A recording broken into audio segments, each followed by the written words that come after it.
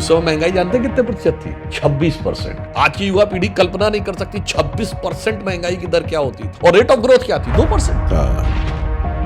अब 91 का दौर, सोना गिरवी रख दिया गया, रेट ऑफ ग्रोथ निगेटिव हो गई, उससे भी काम नहीं चला, तो रुपये का 2 बार डिवैल्यूएशन हुआ, ग्रोथ ऑफ रेट निगेटिव, उससे बुरी स्थिति। ये लड़ाई मैं कहना चाहता हूं जिम्मेदारी के साथ, आजादी की लड़ाई से बड़ी है। आज हमारे बौद्धिक प्रतिष्ठान का एक वर्ग ड्रग एडिक्ट है, जिसको मैकाले और मार्क्स की ड्रग दी गई। बिल्कुल। तो हमें युवा पीढ़ी को इस चीज से बाहर निकालना है। निश्चित रूप से प्राच्यम भी इसी दिशा में प्रयास कर रहा है। प्राच्यम एक तरीके का डी एडिक्शन प्रोग्राम है। मतलब 19th सेंचुरी का मैकॉले फैक्टर और 20th सेंचुरी का मार्क्सिस्ट फैक्टर, ये 2 M फैक्टर हटा लीजिए, बल्कि 3 M है। मगर उसके निवारण के लिए भी एक M फैक्टर है, मोदी फैक्टर। परंतु गंगावतरण तब हो पाया जब कोई भगवान शंकर के समान सारा झंझावात सर पे झेलने को तैयार था, तो वो कार्य मोदी जी ने किया।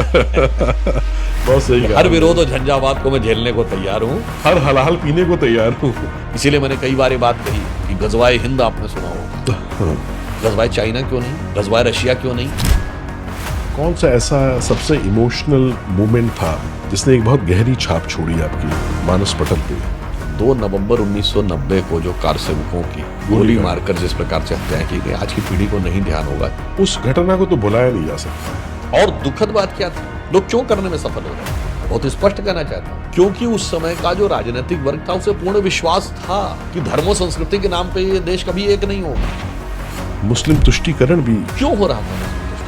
तो उन्हें यह कॉन्फिडेंस था कि 14% भी हिंदू समाज एक नहीं रहेगा। इन सब ने मिलकर सरकार बनाई थी, मतलब सपा बसपा कांग्रेस आई, सारे मौसेरे भाइयों ने मिलकर सरकार बना दी थी। तो एक नारा लगा था, मिले मुलायम काशीराम, हवा में उड़ गए जय श्री राम। उन्होंने कहा जिस दिन आप अपनी वास्तविक शक्ति दिखा देंगे, उस दिन नारा हो जाएगा क्या मुलायम का काशीराम, सारे बोलेंगे जय श्री राम।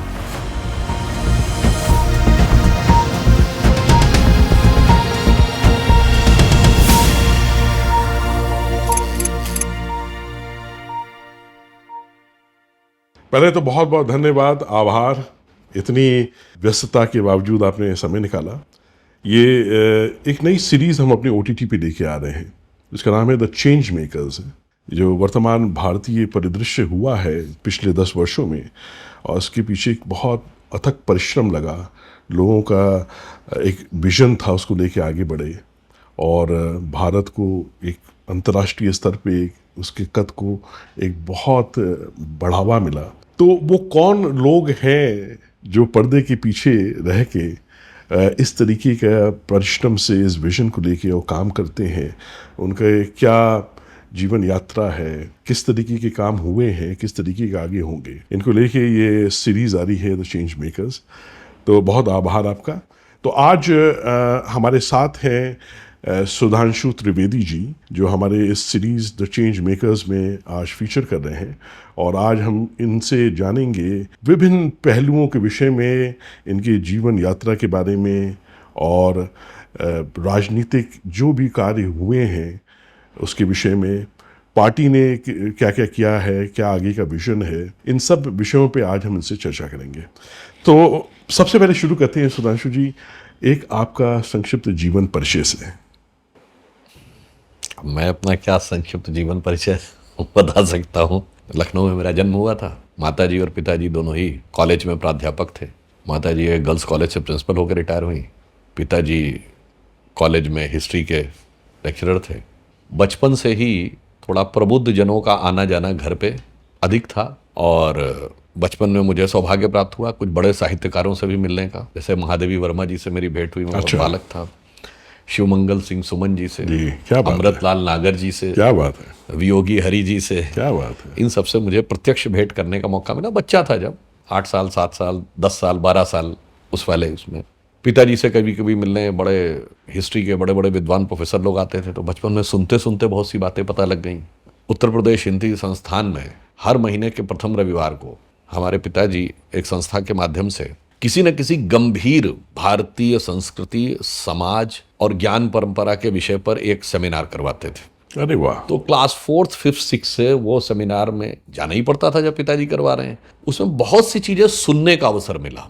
सुनकर क्या होता है कि एक अबोध बालक के रूप में आपके मन में वो चीजें बैठती हैं। फिर आप बड़े हुए, तब आपने अपना स्वयं उसका विश्लेषण प्रारंभ किया, सेल्फ एनालिसिस। फिर कई बार आपको लगा कि ये परंपरागत रूप से जो बातें पढ़ाई जा रही हैं वो कुछ और हैं और यथार्थ में कुछ और। फिर दोनों का कंपैरेटिव एनालिसिस किया तो अलग कुछ निकला। फिर इंजीनियरिंग में सिलेक्शन हो गया। तो मेरा विषय वैसे रुचि का विषय फिजिक्स ज़्यादा था, इंजीनियरिंग में सिलेक्शन हो गया। इंजीनियरिंग के दौरान भी मैं इस प्रकार की चीज़ें अधिक पढ़ता रहा, जो धर्म, संस्कृति, आध्यात्म, दर्शन, इन सारे विषयों पे। फिर उसके बाद पास आउट हुए तो उस समय मेरी एज ही इतनी नहीं थी कि उस साल मैं आईएएस दे सकता। तो फिर सोचा कि कोई अन्य सरकारी नौकरी कर लेते हैं। फिर उस समय तक हमारे उत्तर प्रदेश में भाजपा की सरकार भी आ गई थी। फिर एडहॉक पे नौकरी की। फिर चले गए वहाँ पहली चित्रकूट विश्वविद्यालय में, अच्छा। फिर वहाँ रहे।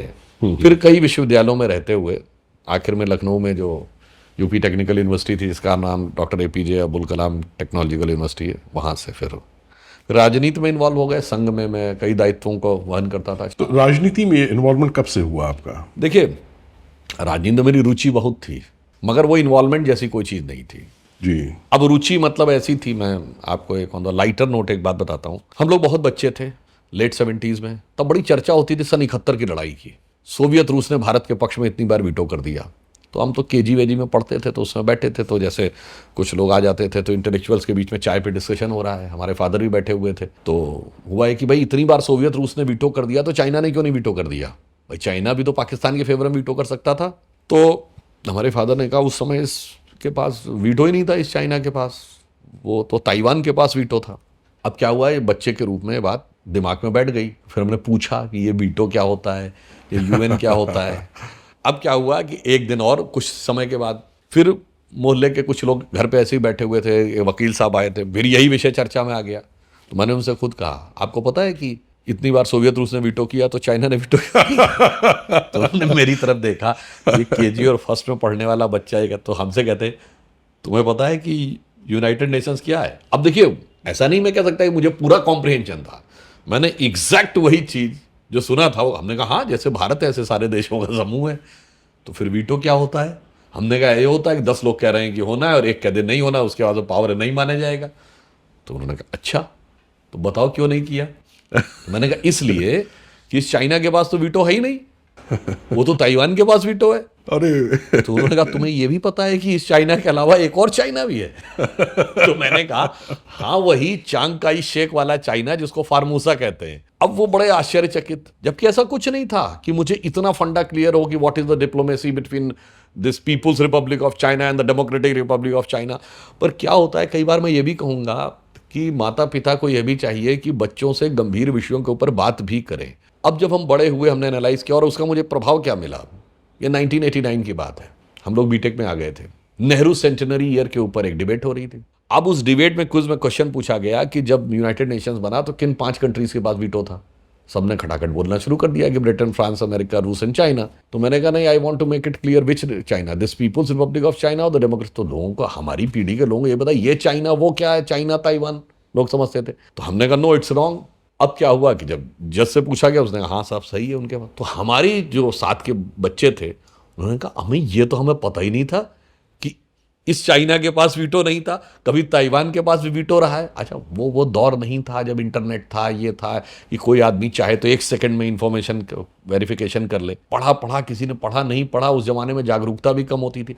अब देखिए, वो बचपन की सुनी हुई चीज यूनिवर्सिटी लाइफ में, एक बड़े इंटर यूनिवर्सिटी क्विज कॉन्टेस्ट में, जो नेहरू जन्म शताब्दी के समय पे हो रहा था, आपके लिए ये एक महत्वपूर्ण जानकारी बन जाती है। तो ये दर्शाता है मतलब बचपन में इस प्रकार की चीजों में रुचि थी।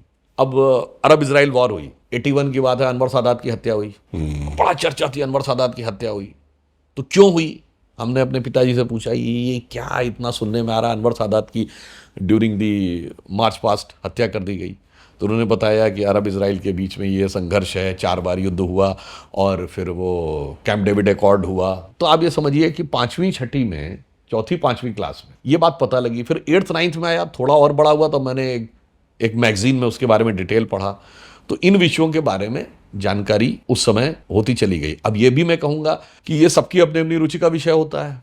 उन्हें कई बार बचपन में क्या सोचता है ना, कौन इजिप्ट का प्रेसिडेंट, किसकी हत्या हो गई, मेरा क्या लेना देना। अच्छा, ये भी एक मैं भाग्य भी मानता हूँ कि यदि ये बातें पूछी तो फादर को सब पता भी थी। वरना कई बार आज भी होता है, हमारे में से बहुत से लोगों से, जो हमारी जनरेशन के भी लोग हैं, आज मदर फादर बने हुए हैं, उनके बच्चे पूछे हैं कि अरब इसराइल कॉन्फ्लिक्ट का पूरा ट्रैक रिकॉर्ड बताइए, तो आधे से ज़्यादा माँ बाप बता ही नहीं पाए, मतलब उनको स्वयं ही नहीं जानकारी है, तो बच्चों क्या बताएंगे।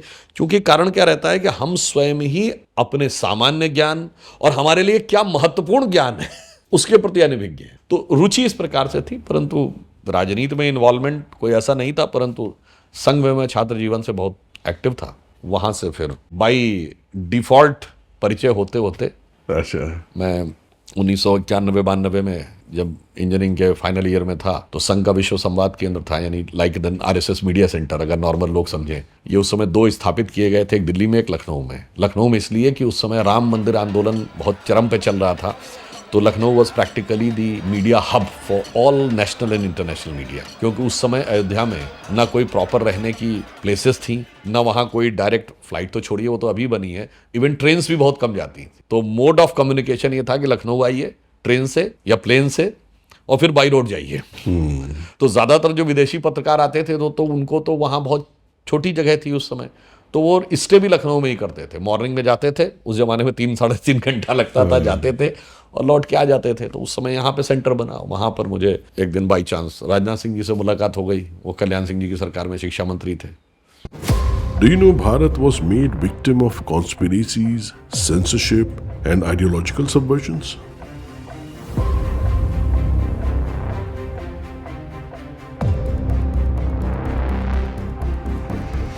We all have suffered a lot. Let's end that now. We bring to you Prachyam, an unapologetic video platform for Hindus. Protect your family from false narratives about Bharat.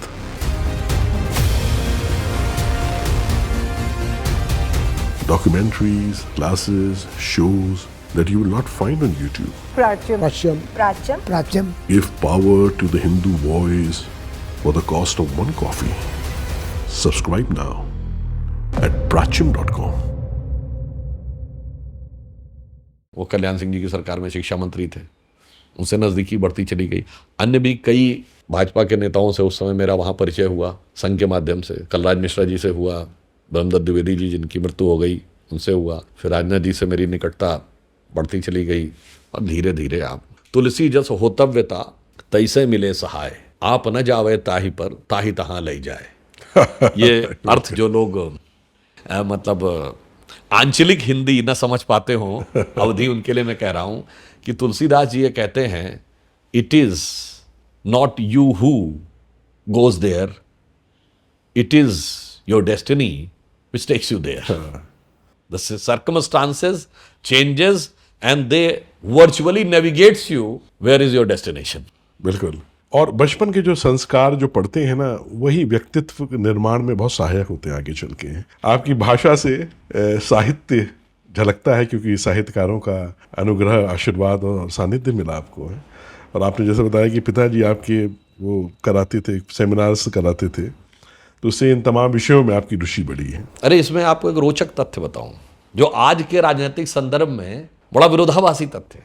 उस लेक्चर सीरीज में एक विद्वान थे जिन्होंने 2 parts में रामायण का काल निर्णय इसके ऊपर लेक्चर दिया, 2.5 घंटे के, तो 2-2.5 घंटे के 2 लेक्चर्स, यानी एक 1 मंथ और एक फिर जो नेक्स्ट सीरीज थी। और बड़ी अच्छी स्टडी की कि वहाँ उस जमाने की वनस्पतियाँ जो थीं उनका अध्ययन, उन्होंने जियोलॉजिकल एस्पेक्ट को लिया कि भाई उस समय की जियोलॉजी और जो डिस्टेंसेस हैं, जैसे नदी के शिफ्ट होने का होता ना कि एक इतने सेंटीमीटर पर ईयर अगर वो शिफ्ट करती है, तो अगर वो डिस्टेंस में इतना चेंज दिख रहा है तो मे भी इतने 1000 ईयर्स हुए होंगे। और एस्ट्रोनॉमिकल भी लिया, तो उन्होंने ये कहा कि 15,000 तो मिनिमम होना चाहिए, अथवा ये 28 से 30,000 साल भी हो सकता है उस जमाने में। और आपको पता है वो सज्जन कौन थे जिन्होंने इस पे लेक्चर दिया था? कौन? कैलाश नाथ कौल, इंदिरा गांधी के सगे मामा, शीला कौल के हस्बैंड, शीला कौल के हस्बैंड। आप सोचिए, और आज जब देखते हैं कि भाई उनके वंश परंपरा के लोग कहते हैं राम हुए थे कि राम के अस्तित्व को नकार दिया, राम के अस्तित्व को नकार देते हैं। मतलब कभी कभी राजनीतिक कारणों से कितना यथार्थ बदल जाता है, और मतलब आप अपने देश, अपनी संस्कृति, अपना धर्म तो छोड़िए, कभी कभी अपने पुरखों की बात को भी गलत सिद्ध करने में लग जाते हैं। बिल्कुल सही बात है। कितना ये अद्भुत संयोग है कि प्राच्यम अब इसके ऊपर फिल्म बना रहा है, the dating of Ramayana and dating of Mahabharata पे। और आपने जो कहा उनकी शोध, मैं निश्चित रूप से इसको देखूंगा, बहुत सही है, क्योंकि जो अब तो पता नहीं उसका कोई रिकॉर्ड होगा कि नहीं। लेटेस्ट जो साइंटिफिक डेटिंग्स जो बात है 80 82 81 लेकिन 82 83 ही वाज क्लोज। 14,209 वर्ष पहले राम रावण युद्ध हुआ था। ये दुनिया भर की जितनी भी एडवांस एस्ट्रोनॉमिकल साइंटिफिक हाँ, उसके पीछे एक है, उसका आधार है हाँ। कि उस समय कहा जाता है कि जिस समय किष्किंधा से वो चले थे युद्ध के समय, तो उस समय कहा जाता मूल नक्षत्र से धूमकेतु टकराया था। अब अगर आप मूल नक्षत्र से धूमकेतु टकराने का एस्ट्रोनॉमिकल कैलकुलेशन करें तो लगभग 14,000 ईयर्स बैक जाता है। एग्जैक्टली। अभी जो नासा ने अपने प्लानिटोरियम सॉफ्टवेयर में डाला भगवान राम की कुंडली बना के, जो उनके ग्रह हैं, और इसको मैं कहूँगा जिसको आप कुंडली कहते हैं, और कुंडली से आपको लगता है कि ये एक रिलीजियस चीज है, एक सुपरस्टिशियस चीज है, ये नहीं है जरा। कुंडली एडवांस एक्यूरेट साइंटिफिक पैरामीटर है। किस चीज का? मैं आपसे पूछूं कि अगर टाइम को नापना हो तो सबसे एक्यूरेट साइंटिफिक पैरामीटर क्या है? जब आइंस्टीन ने अपनी स्पेशल थ्योरी ऑफ रिलेटिविटी दी 1916 में, तो उसने कहा कि ये पूरा जो यूनिवर्स है, it is not just an space, it is a time and space conjugate. Absolutely. It is a complex conjugate of time and space.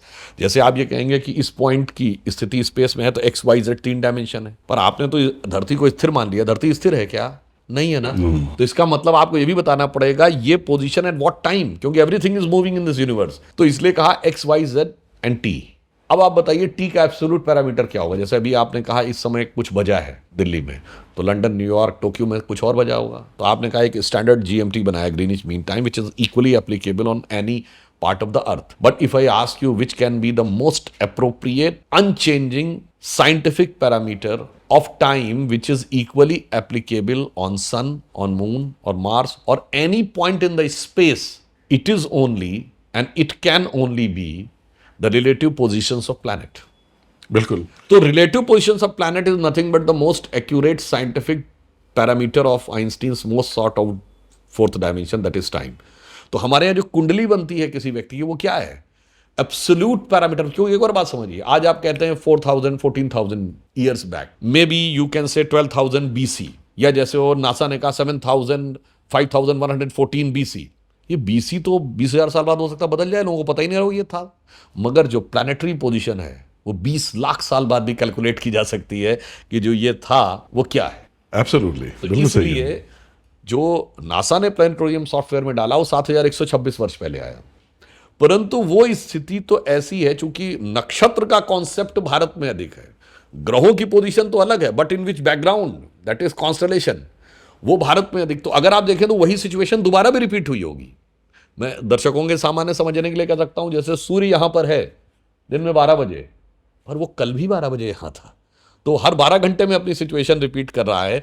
तो वो जो भगवान राम की कुंडली है जिसमें मेष राशि में सूर्य है, तुला राशि में शनि है, मीन राशि में शुक्र है, कर्क राशि में गुरु है, वृष राशि पे चंद्रमा है, तो इसको जब आप उन्होंने डाला तो वो जो पोजीशन आई वो हर 7,000 साल में रिपीट हो रही है। तो यू कैन नॉट से with confident that it is just 7,100 years back और सेवरल राउंड्स, जब तक कि आप दूसरे एस्ट्रोनॉमिकल कैलकुलेशंस के साथ उसको कोइंसाइड ना करें।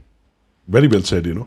अच्छा, जो आपने जैसा कहा कि टाइम को एकदम एक्यूरेटली आइडेंटिफाई करने के लिए एस्ट्रोनॉमिकल टाइम स्टैम्प्स हैं, क्या एस्ट्रोनॉमिकल पोजीशन है, उससे हम टाइम को मेजर कर सकते हैं। अच्छा, यही वजह है कि हमारा जो इतिहास है, तो रामायण में महर्षि वाल्मीकि ने जगह जगह पे एस्ट्रोनॉमिकल इंडिकेशंस दिए हैं, और महाभारत में भी जगह जगह एस्ट्रोनॉमिकल इंडिकेशंस है। इन्हीं इंडिकेशंस पर रिसर्च करके इस जैसे एक नीलेश ओक का बहुत बढ़िया रिसर्च है इस पे, और उसमें महाभारत के कालखंड में एक चीज बड़ी और अद्भुत हुई थी, अरुंधति वशिष्ठ के आगे चलने लगी थी। या अरुंधति वशिष्ठ तो 2 स्टार्स हैं, इनकी रिलेटिव पोजीशन से आप चेक कर सकते हैं कि ये सिचुएशन कब आई थी। तो ये चेक करने पे ही जो है ना, ये रामायण और महाभारत की डेटिंग्स जो है वो स्पष्ट हो पाई थी। इसको मैं एक दूसरे रूप में कहना चाहूंगा जो युवा पीढ़ी समझ सकती है। घड़ी होती है, उसका डायल होता है, वो घूमती है, तो आप जो उसके दोनों जो फोक्स हैं उसके बेस पे आपको पता लगता कौन सा टाइम है। तो हमारे यहाँ जो आपने कहा ना astronomical calculation, what is this is a celestial clock. As a celestial clock, ये खगोलीय घड़ी है। तो बिल्कुल। हमारे यहाँ हमारे ऋषि मुनियों ने जो डिपिक्शन ऑफ टाइम किया वो खगोलीय घड़ी से किया, काल का निर्धारण। और एक और बात समझिए, हमारे यहाँ काल चक्र कहा गया है। वो मैं किसी का उपहास नहीं उड़ाना चाहता, जिनका ज्ञान सीमित होता है उन्हें काल स्ट्रेट लाइन नजर आता है, साइक्लिक ऋतुरेखी क्लॉक नजर है आता बनी। है। हाँ। जैसे अगर धरती घूमती है 24 घंटे में अपनी एक्सिस पे और सूर्य के चारों तरफ एक वर्ष में, तो सूर्य भी मिल्की वे के चक्कर अब ये जो बताया गया 26,000 वर्ष में लगाता है। तो ऐसे ही कौन किसकी तरफ लगा रहा है, जब इतना वृहद ज्ञान समझ में आएगा तब आपको समझ में आएगा टाइम का पैरामीटर सेलेस्टियल क्लॉक ही हो सकती है, क्या बात है। या खगोलीय घड़ी भी हो सकती है। जिसे एक पंक्ति में कहा गया है कि महानील इस परम व्योम में अंतरिक्ष में ज्योतिर्मान ऊष्मा विद्युत और प्रकाश कण किसका करते हैं संधान। तो जब आप खगोलीय घड़ी की गणना करेंगे तो आप ये भी समझेंगे कि ये काल कहाँ से शुरू हो रहा है और यह चक्र कहाँ तक ले जा रहा है। तब आपका एक एक व्यापक दृष्टिकोण आएगा। और मतलब मुझे कभी कभी लगता है कि भारत की युवा पीढ़ी के अंदर एक बहुत बड़ा वर्ग ऐसा क्रिएट हो गया है। मतलब जैसे प्रधानमंत्री श्री नरेंद्र मोदी जी ने एक बात कही कि अमृत काल है। अमृत काल में उन्होंने जब 15 अगस्त 2022 को कहा तो उन्होंने 3 संकल्पों की बात कही, जिसमें मतलब पहले 2 बताता हूं। उन्होंने कहा भारत को विकसित राष्ट्र बनाना है, नंबर 1 की अर्थव्यवस्था बनाना। दूसरा संकल्प था गुलामी की मानसिकता से अपने को अलग करना है। तीसरा था विरासत पे गर्व करना। अब गुलामी की मानसिकता ऐसी बैठी हुई है कि हम अपने व्यापक दृष्टिकोण से देखना ही नहीं चाहते देश। ये लड़ाई बहुत बड़ी है। ये लड़ाई मैं कहना चाहता हूं जिम्मेदारी के साथ, आजादी की लड़ाई से बड़ी है। कोई कहेगा अरे इतना बड़ा स्टेटमेंट आपने कैसे दिया। देखिए, आजादी की लड़ाई ऐसी थी, हम जेल में हैं, जेल में हमें पता हम जेल में हैं और मुझे इस जेल से बाहर निकलना है। पूरे देश को पता था कि मुझे इस जेल से बाहर निकलना है और उस समय की युवा पीढ़ी प्रतिबद्ध थी, जेल से बाहर निकल जाऊं, मुझे जेल में वापस नहीं आना है। पर आज हमारे बौद्धिक प्रतिष्ठान का एक वर्ग ड्रग एडिक्ट है। और ड्रग एडिक्ट का मतलब जिसको मैकाले और मार्क्स की ड्रग दी गई है, बिल्कुल उसकी स्थिति ड्रग एडिक्ट की तरह है। बिल्कुल। यानी उसके दिमाग में ऐसी चीज भर दी गई है जैसे कोई ड्रग एडिक्ट व्यक्ति हो। मैं तुलना क्यों कर रहा हूं, उसको अपने उस हेलिसिनोजन में ही अच्छा लगता है और आप उसको ड्रग से बाहर निकल आइए, वो वापस जाना चाहेगा। ना ना ना ना, मैं इसमें मेरे लिए वही दुनिया सही थी। तो हमें युवा पीढ़ी को इस चीज से बाहर निकालना है। तो आप सोचिए, जेल से बाहर निकलने की जंग जितनी कठिन होती है, ड्रग या मानसिक दुष्प्रभाव से निकलने की जंग उससे ज्यादा चुनौतीपूर्ण होती है। तो मैं कह सकता हूं ये अमृतकाल की जो लड़ाई है, जो प्रधानमंत्री जी ने कहा है, या आगे की जो लड़ाई है हमारे लिए, ये कुछ मामलों में आजादी की लड़ाई से अधिक चुनौतीपूर्ण लड़ाई है। क्योंकि ये मानसिक आजादी की लड़ाई है। शारीरिक आजादी आसान है, आपको पता सामने वाले से मेरा युद्ध है। अगर सामने वाले ने आपके दिमाग को ही कैप्टिव कर दिया है और आपको ये समझा दिया है कि भाई तुम्हें इसका गुलाम बन के रहना है, उस मानसिकता से बाहर निकलना ज्यादा बड़ी चुनौती है। निश्चित रूप से। और प्राच्यम भी इसी दिशा में प्रयास कर रहा है। प्राच्यम एक तरीके का डी एडिक्शन प्रोग्राम है कि जब लोग देखेंगे, जानेंगे अपनी मूल संस्कृति के विषय में, अपने ऋषियों की परंपराओं के विषय में, अपने इतना अद्भुत जो ज्ञान परंपराएं हमारे देश में रही हैं, क्या अद्भुत दर्शन है, तो निश्चित रूप से वो आकृष्ट होंगे अपने मूल की तरफ है।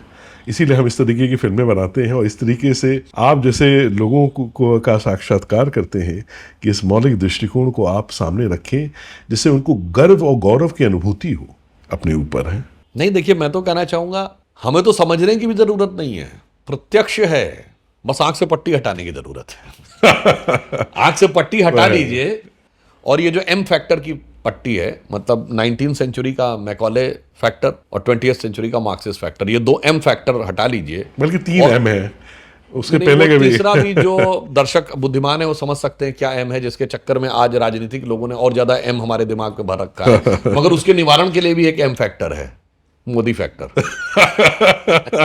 जो उसकी व्यवस्था अच्छे ढंग से कर सकता है और उन्होंने किया है। मतलब उस चीज को एक, जैसे आपने कहा कि चेंज मेकर्स, मैं कहूंगा चेंज मेकर तो पीढ़ियों से लोग लगे हुए हैं जिन्होंने अपना पूरा जीवन लगाया है। बिल्कुल।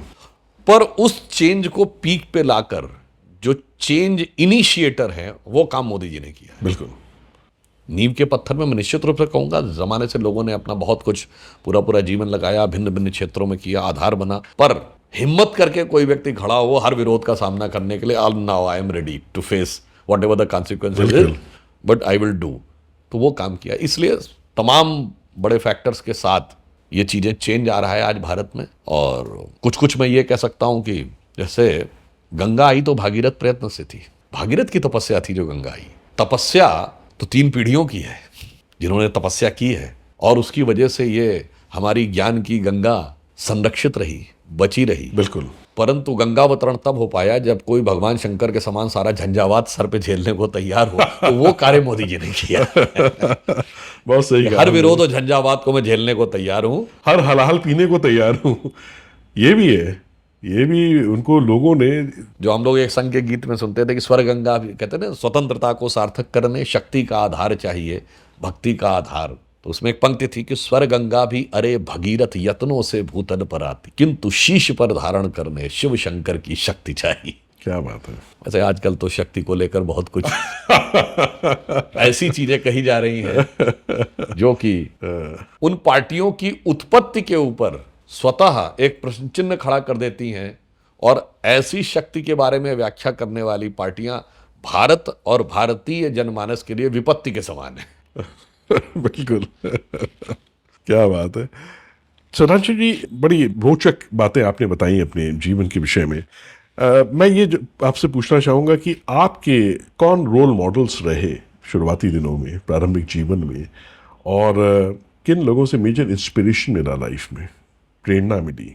देखिए, मैं जब छात्र जीवन में था तो स्वामी विवेकानंद की कुछ पुस्तकें पढ़ने का अवसर मिला, स्वामी राम तीर्थ की कुछ पुस्तकें पढ़ी। अरे वाह। ये मैं अपना सौभाग्य मानता हूं कि मेरी रुचि गंभीर विषयों में हुई, दार्शनिक विषयों में। तो मैंने जगत गुरु शंकराचार्य जी का अद्वैत दर्शन भी पढ़ने का अवसर मिला। बहुत गहरा नहीं पढ़ पाया, ईमानदारी बात करता हूँ, थोड़ा ही थोड़ा पढ़ा है। भाई, आप इंजीनियरिंग में रहते हुए साइड बाई साइड जैसा पढ़ते हैं, थोड़ी रुचि थी तो उस हिसाब से लिया। परंतु 2 लोग मुझे बचपन में, जब हम बच्चे थे, तो 2 लोगों से बड़ा मैं प्रभावित रहा। एक श्री अरविंद, महर्षि अरविंद, श्री अरविंदो जिन्हें कहते हैं, और दूसरे श्री गुरु जी, गुरु गोलवलकर जी। क्या बात है। दोनों में विशेषता, मतलब क्यों मुझे लगा, दोनों मूलतः आध्यात्मिक पुरुष थे, आध्यात्म से प्रेरित थे, उद्भट विद्वान थे, और सामाजिक राजनीतिक क्षेत्र में भी सक्रिय थे।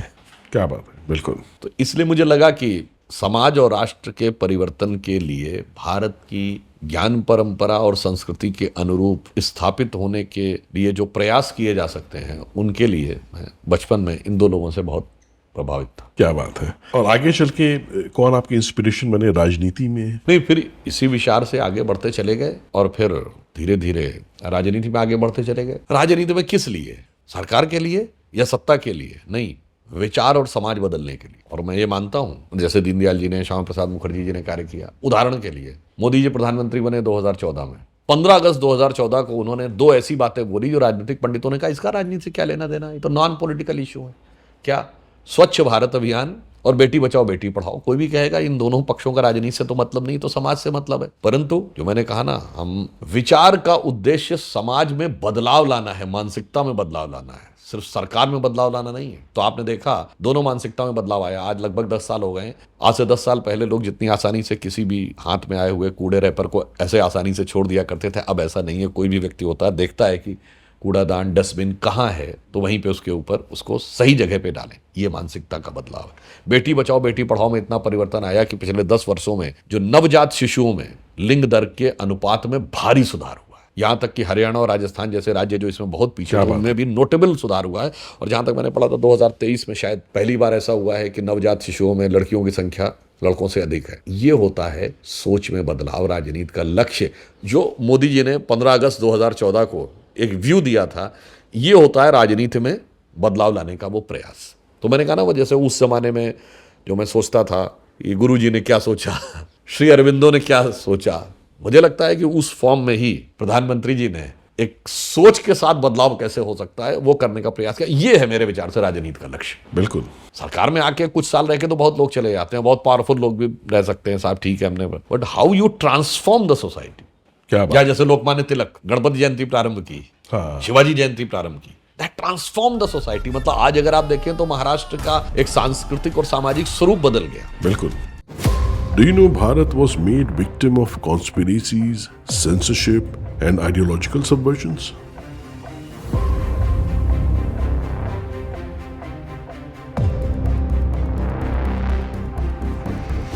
We all have suffered a lot. Let's End that now. We bring to you Prachyam, an unapologetic video platform for Hindus. Protect your family from false narratives about Bharat.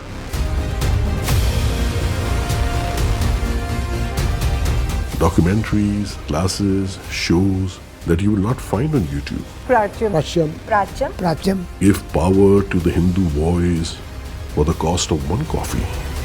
Subscribe now at prachyam.com. जब वापस पलट के देखते हैं तो जीवन यात्रा में कौन सा ऐसा सबसे इमोशनल मोमेंट था जिसने एक बहुत गहरी छाप छोड़ी आपके मानस पटल पे? कुछ हद तक कह सकते हैं जब श्री राम जन्मभूमि आंदोलन चल रहा था 2 नवंबर 1990 को जो कार सेवकों की गोली मारकर जिस प्रकार से हत्याएं की गई, आज की पीढ़ी को नहीं ध्यान होगा, क्योंकि हम लोगों को भी एक संयोग था कि लखनऊ में सूचनाएं अधिक आ रही थी, जानकारियां भी अधिक आ पा रही थी। उस जमाने में ना मोबाइल कैमरे थे ना कुछ था, फिर भी फोटो खींच के जो पत्रकार लोग आ रहे थे, वो देखकर मन में बहुत पीड़ा हुई कि भाई स्वतंत्रता की सार्थकता क्या है, कि मतलब स्वतंत्र भारत में आज़ादी के 42-43 वर्ष के बाद इस बात को लेकर सरकार गोली चलाने को तैयार है कि एक विदेशी आक्रमणकारी के द्वारा बनाया गया एक विवादित ढांचा, जिसमें पिछले उस समय के लेकर 43 साल से किसी भी प्रकार की कोई पूजा अर्चना नहीं हुई, 1937 के बाद से रुकी हुई थी, बड़ी सहजता से सामान्य रूप से ये उसी प्रकार सॉल्व हो सकता था जैसे सोमनाथ का मंदिर, और उसके लिए इस सीमा तक जाना, देश में पूरी तरीके से कितने जगह दंगे हुए, गोलियां चली, ये सब कुछ हुआ, सरकार रूथलेसली क्रश कर रही थी, कोठारी बंधुओं के सर पे रख के गोली मारी गई। तब तक हम लोग युवा हो चुके थे, इंजीनियरिंग में आ चुके थे, तो मतलब वो एक जैसे कहते हैं तरुण मन को इस बात के लेकर बड़ी वेदना हुई कि ये स्वतंत्र भारत में क्या हो रहा है। जैसे हम लोग कहते हैं, हे राम तुम्हारे नगरी में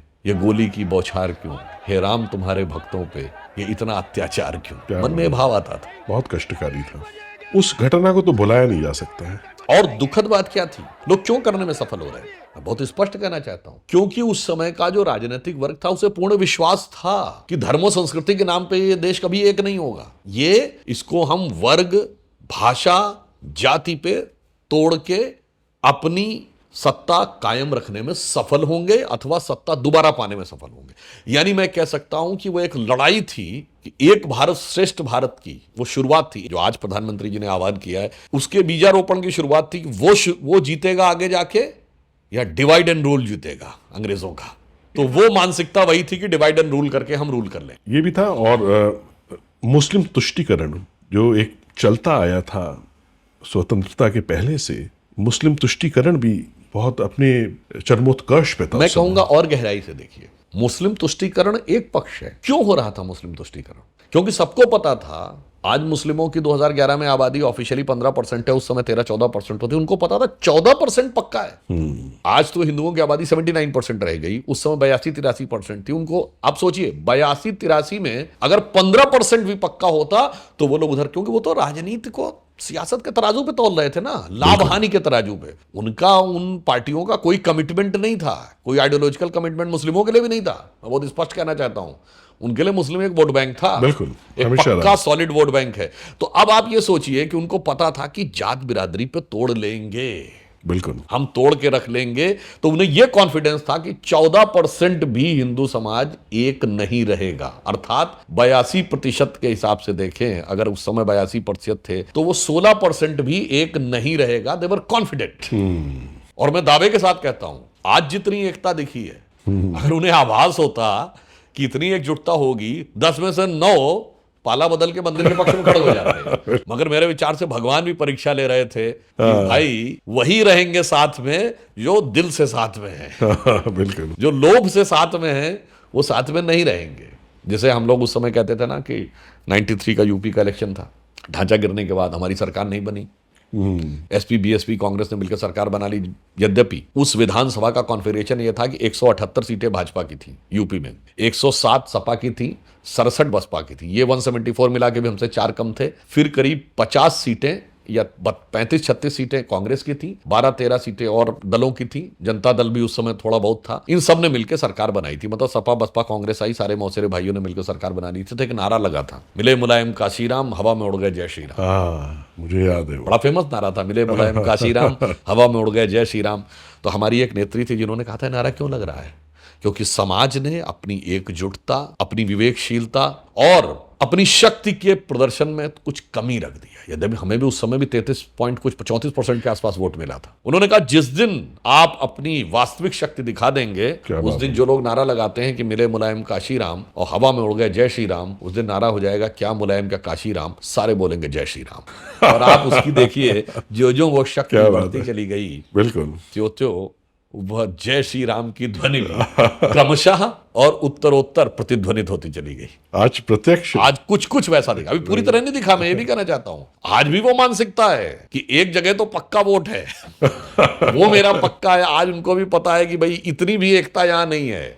इसलिए मैं कहूंगा ईमानदारी से, अभी 1/4 भी लोग कस के नहीं आए, 1/3 जिस दिन आ जाएंगे उस दिन भी राजनीति का समीकरण पलट जाएंगे। अभी उनको पता है कि 2/3 से अधिक को तो हम भाषा में, क्षेत्र में, प्रांत में, अगड़े में, पिछड़े में, दलित में, सवर्ण में तोड़ ताड़ के अपना राज्य जुगाड़ से चलाते रह सकते हैं। बहुत सही कहा आपने। एक लंबे अंतराल से राजनीतिक जीवन में आप रहे हैं सुधांशु जी, कुछ यादगार पल राजनीतिक जीवन के साझा करना चाहेंगे हमारे दर्शकों से? देखिए, यादगार पल मैं कुछ चीजें अगर कहूं, 1991 में जब अयोध्या में गोली चलने के बाद केंद्र में लोकसभा चुनाव और यूपी में विधानसभा चुनाव एक साथ हो रहे थे और कोई राजनीतिक विश्लेषक ये मानने को तैयार नहीं था यूपी में बीजेपी को 100-110 से ज्यादा सीटें मिल रही हैं और हम लोग 221 आए थे। पहले 212 आए थे, फिर 18 सीटों पे बाई इलेक्शन हुआ था, 14-15 सीटों में 9 आए थे। उस विधानसभा हमारे 221 थे। स्पष्ट बहुमत उत्तर प्रदेश में, मतलब पूरे प्रदेश में जय श्री राम हो गया। ये अप्रत्याशित था और ये एक अप्रत्याशित सुख की अनुभूति करने वाला क्षण था। और यहां के बाद बहुत से लोगों में एक विचार में बदलाव आया। मगर जो आपने कहा ना रोचक क्षण, तो मैं बताना चाहता हूं। 91 में मैं लखनऊ में बालक था, इंजीनियरिंग में पढ़ता था, तो गया अटल जी का एक भाषण सुनने। तो अटल जी ने बड़ी मजेदार बात कही, क्योंकि उस समय लोकसभा विधानसभा साथ साथ हो रहा था। तो बहुत से जो विधानसभा के विपक्षी दलों के प्रत्याशी थे वो कहते थे भाई ऐसा है, कोई बात नहीं, ऊपर वाला वोट आप अटल जी को दे दीजिएगा, यानी सांसद वाला, ये नीचे वाला वोट हमको दे दीजिएगा विधानसभा वाला। तो अटल जी ने अपने चिर परिचित अंदाज में कहा कि बहुत से लोग आपके पास आ रहे होंगे, कहेंगे ऊपर वाला वोट अटल जी को दे देना, नीचे वाला वोट हमको दे देना। तो उनको समझा दीजिएगा ऐसा नहीं हो सकता, कुर्ता एक को दे देना, पैजामा दूसरे को दे देना, जहां भी वोट जाएगा जोड़े से जाएगा। क्या बात है। अब ये एक युवा मन के रूप में बड़ी ही मतलब एक मतलब रोचक ढंग से और आप सटीक ढंग से बात समझने वाले को समझ में आ जाए। तो चलते समय भीड़ में बहुत से लोग कह हाँ भाई कुर्ता पैजामा जोड़े से ही जाएगा, अलग अलग नहीं जाएगा। ये मतलब जैसे कहते हैं शुरुआती जीवन के कुछ रोचक पलों में से। क्या बात है। अटल जी का भी अद्भुत, उनकी भी वाक शक्ति अद्भुत थी। एक मैं दूसरा उदाहरण बताऊं, किसी भी चीज को करना कैसे चाहिए। 1998 का लोकसभा चुनाव था। राजनाथ सिंह जी यूपी के अध्यक्ष थे और कल्याण सिंह जी यूपी के सीएम थे। मैं राजनाथ जी के साथ बहुत निकटता से काम करता था और इस प्रकार का एक सलाहकार की तरह मेरी उनकी छवि बनी हुई थी। तो चुनाव के दौरान वो प्रचार में रहते थे, मैं कार्यालय पर रहता था।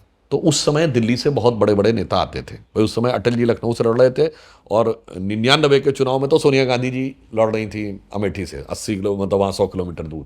तो मोदी जी से मेरी पहली भेंट वहाँ हुई। मोदी जी समय जनरल सेक्रेटरी थे। नॉर्मली होता है कि बड़े नेता आते हैं तो एक कस्टमरी प्रेस कॉन्फ्रेंस होती है। प्रेस कॉन्फ्रेंस का मैटर स्थानीय जो प्रदेश का कार्यालय वो बना के रखता है, ये पॉइंट्स हैं, लोग देखते हैं, ठीक है साहब बोल देंगे। पर मोदी जी ने कहा ये अलग रखो, मुझे पहले डिस्कस करना है कि यहाँ क्या क्या सिचुएशन है और ये जो लिखा गया इनके पीछे बेसिस क्या है। ओह, तो किससे बात करें, तो हमको आगे किया गया कि बात करिए। मेरा उनसे पहला इंटरेक्शन हुआ। अच्छा। तब उन्होंने जिस ढंग से क्वेरी करनी शुरू की, अच्छा ये मुलायम सिंह जी की सरकार में हुआ था तो अच्छा ये बैकग्राउंड था। फिर उन्होंने कहा अच्छा वो प्रेस के जो यादव 2 अखबारों के कार्यालय पे हमला हुआ था, 94 में इलाहाबाद हाई कोर्ट में भीड़ चली गई थी, बहुत सी चीजें उन्होंने बताई। तो उन्होंने पूरी रुचि ली। देन ही फाइनली डिसाइडेड कि what he will speak in the press. तो मुझे लगा कि एक जिसे कहते हैं ना मेटिकुलस लीडर, यानी एक बहुत गंभीरता से विश्लेषण करने के बाद अपने कदम को निर्धारित करने वाला नेता। तो ये जिसे कहते हैं ना कि यंग एज में जो एक्सपीरियंसेस हुए वो। क्या अद्भुत क्वालिटी है। आज के युवाओं को और नेताओं को सीखना चाहिए इससे कि किसी चीज़ में ऐसे ही आप ना कूद जाए, पहले समझें कि क्या उसका समझें और सोच समझ कर कार्य करें। आजकल तो ऐसे नेता विपक्ष में कार्य पहले कर देते, बोल पहले देते हैं, फिर समझने वाले समझाते रहते हैं कि आपने क्या बोला। वो तो समझने वाले नहीं, समझाने वाले काम करते हैं। अगल बगल वाले कहते भैया क्या बोल दिया, इसको कैसे समेटा जाएगा। इतनी रोचक बातें आप बता रहे हैं। एक तो आपको बताने का अंदाज बड़ा अच्छा है, बड़ा साहित्यिक है। और इसी पे मेरा अगला प्रश्न है आपसे। इतने लोगों से मैं देखता हूँ एक आपका वैचारिक युद्ध संघर्ष ये होता रहता है, वाद विवाद संवाद सब होता है। लेकिन मैंने कई बार आपको देखा है कि आपके चेहरे पे वही चमक रहती है, वही रौनक रहती है। कैसे अपने आप को आप मोटिवेटेड रखते हैं हमेशा? कभी कभी मेरे भी मन में थोड़ा रिएक्शन आ जाता है जब लगता है कोई एकदम ही बेकार की बात पे सिर्फ सीखते ही चिल्लाते चले जा रहे हैं। अन्यथा मुझे लगता है कि आप अपनी बात गंभीरता से रखेंगे तो जो लाखों दर्शक देख रहे हैं उन्हें तो समझ में आता ना कि कौन यथार्थ बोल रहा है और कौन गलत बोल रहा है। और आज के समय में एक चुनौती भी है परंतु वो एक सुविधा भी है। क्या है? Everybody is having net. बिल्कुल। किसने क्या बोला it can be verified in 2 minutes कि कौन असली बोल रहा है कौन फर्जी बोल रहा है। और कई बार ऐसा हुआ, मैंने उन लोगों से पूछा था 50 साल की सबसे बड़ी बेरोजगारी, 50 साल की सबसे बड़ी महंगाई। मैंने कहा भाई 2024 में बैठे हैं, 50 साल तो 1974 में होते हैं, तो कभी देख तो लो इस समय महंगाई की दर क्या है। बहुतों को नहीं पता। बेरोजगारी की दर क्या, नहीं पता। हमने 10 साल पहले क्या थी, नहीं पता। बस एकदम से आके बोलना शुरू कर दिया। अब बताइए 74 में, 50 साल पहले आप याद करिए वो फेमस गाना, हमारी जनरेशन और हमसे पहले वाली जनरेशन जरूर, हम लोगों के बचपन तक भी वो गाना खूब चलता था, हाय महंगाई महंगाई महंगाई। उसकी फेमस लाइन थी ना, पाउडर वाले दूध की मलाई मार गई और राशन वाली लाइन की लंबाई मार गई, बाकी जो बचा था वो महंगाई मार गई। उस समय महंगाई जानते कितने प्रतिशत थी? 26%। Rate of inflation 26%। आज की युवा पीढ़ी कल्पना नहीं कर सकती 26% महंगाई की दर क्या होती थी। उसमें एक लाइन थी, पहले मुट्ठी में पैसे लेकर के झोले में शक्कर लाते थे, अब झोले में पैसे लेकर के मुट्ठी में शक्कर लाते। मतलब मान लीजिए ऐसा नहीं भी था, ऐसा नहीं कह सकते, मगर इस हद तक लोग सोच रहे थे। और रेट ऑफ ग्रोथ क्या थी? 2%। कभी कभी -%। अरे भाई बोलने से पहले कुछ तो यथार्थ सोच लो। कोई भी जाकर, अब 91 का दौर, सोना गिरवी रख दिया गया, रेट ऑफ ग्रोथ निगेटिव हो गई। सोना गिरवी रखा गया अप्रैल 91, उससे भी काम नहीं चला तो रुपये का 2 बार डिवैल्यूएशन हुआ, एक बार जुलाई 91, एक बार सितंबर 91, ग्रोथ ऑफ रेट निगेटिव। उससे बुरी स्थिति है। अब यदि ये बात हम बोल रहे हैं और दूसरा वाला चाहे कितना चीख चिल्ला रहा है, कोई भी अगर जरा भी रुचि लेगा वो 2 मिनट में जाके चेक करेगा कि what was the rate of inflation in 91, what was the rate of inflation in 74, what was the rate of inflation in 2014, what is the rate of inflation today. तो यदि आपको ये पता है कि आप सही बात पे बात कर रहे हैं तो आप आसानी के साथ, और ये मैं कह सकता हूं कि भारतीय जनता पार्टी के वैचारिक अधिष्ठान से लेके मोदी जी की वर्तमान सरकार के क्रियाकलापों तक, आप जब सही ही स्थिति में हैं तो आपके चेहरे पे कोई शिकन और तनाव होने की कोई गुंजाइश ही नहीं है। बिल्कुल सही कहा। लेकिन तब भी कुछ लोग मानने को तैयार नहीं होते।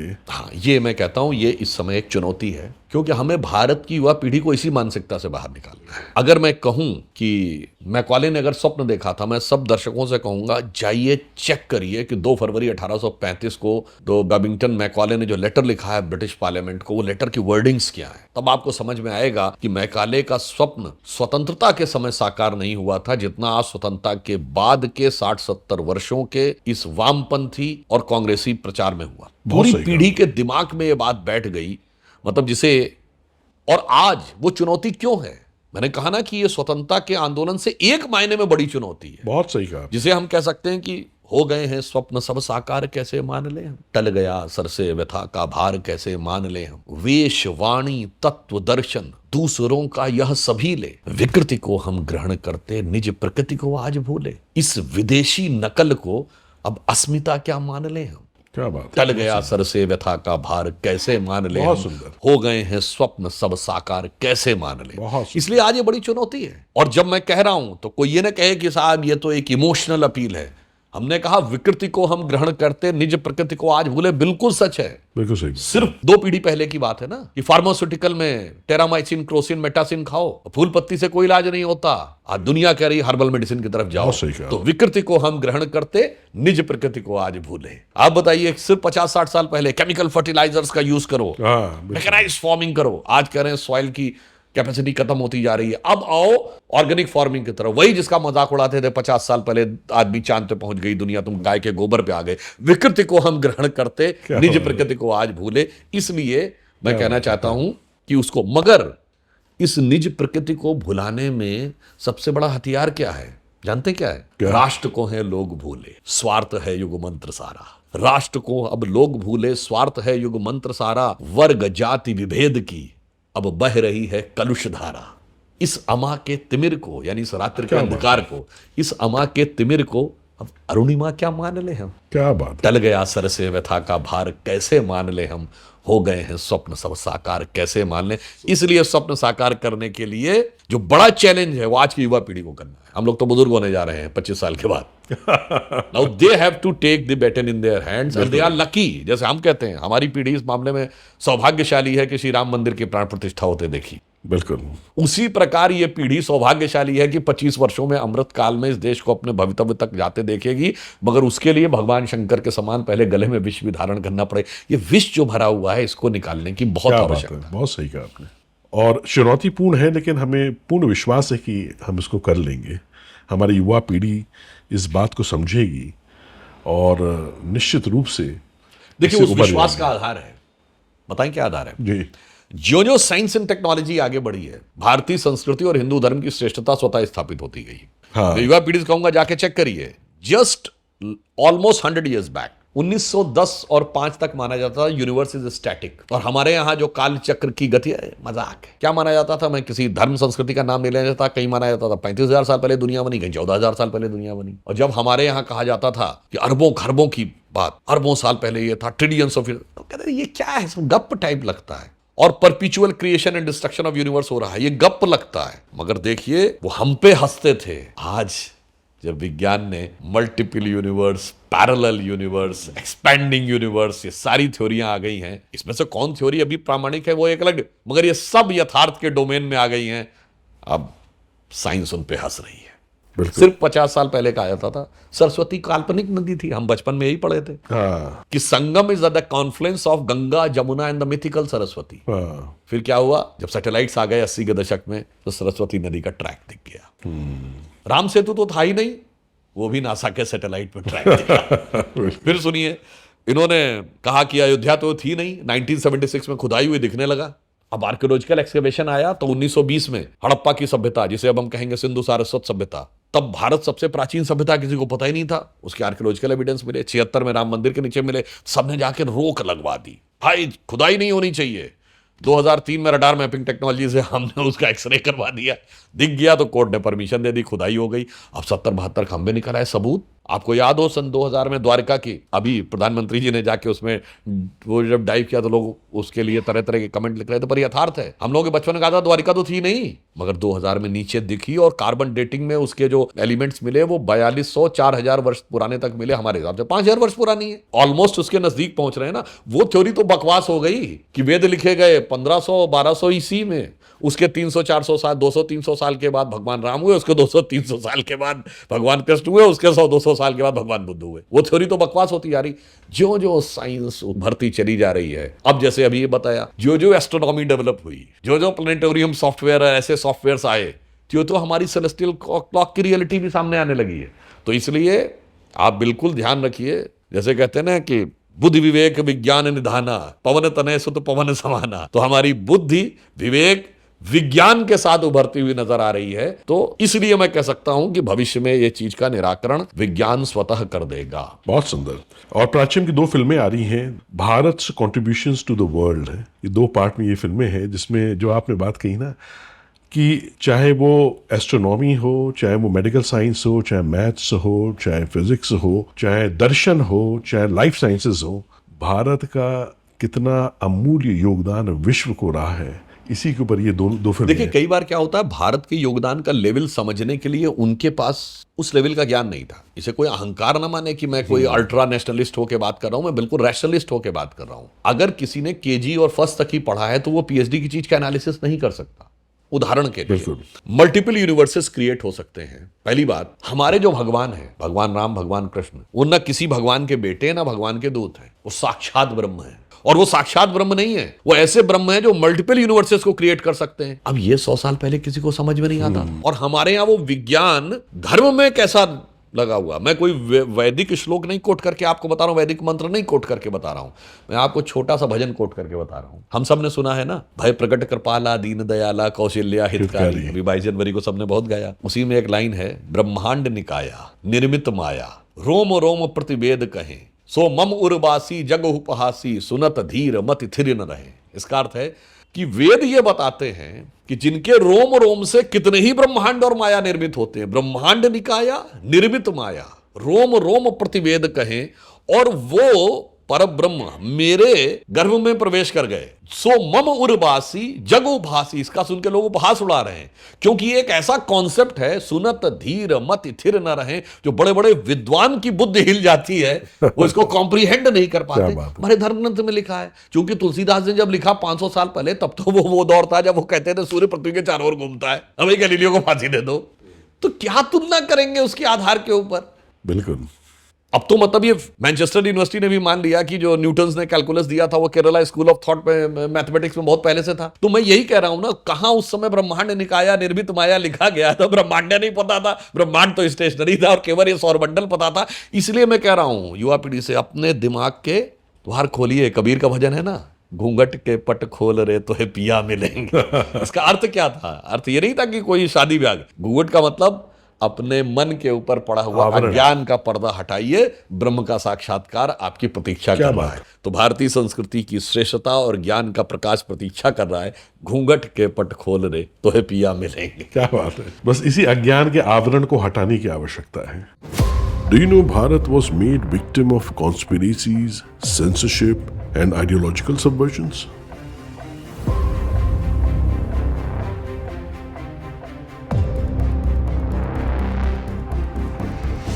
We all have suffered a lot.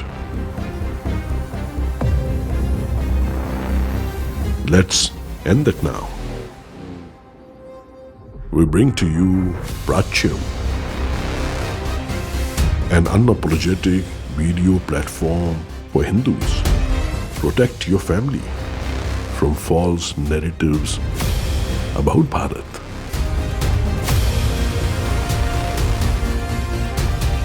Documentaries, classes, shows that you will not find on YouTube. Prachyam. Give power to the Hindu voice for the cost of one coffee. Subscribe now at prachyam.com.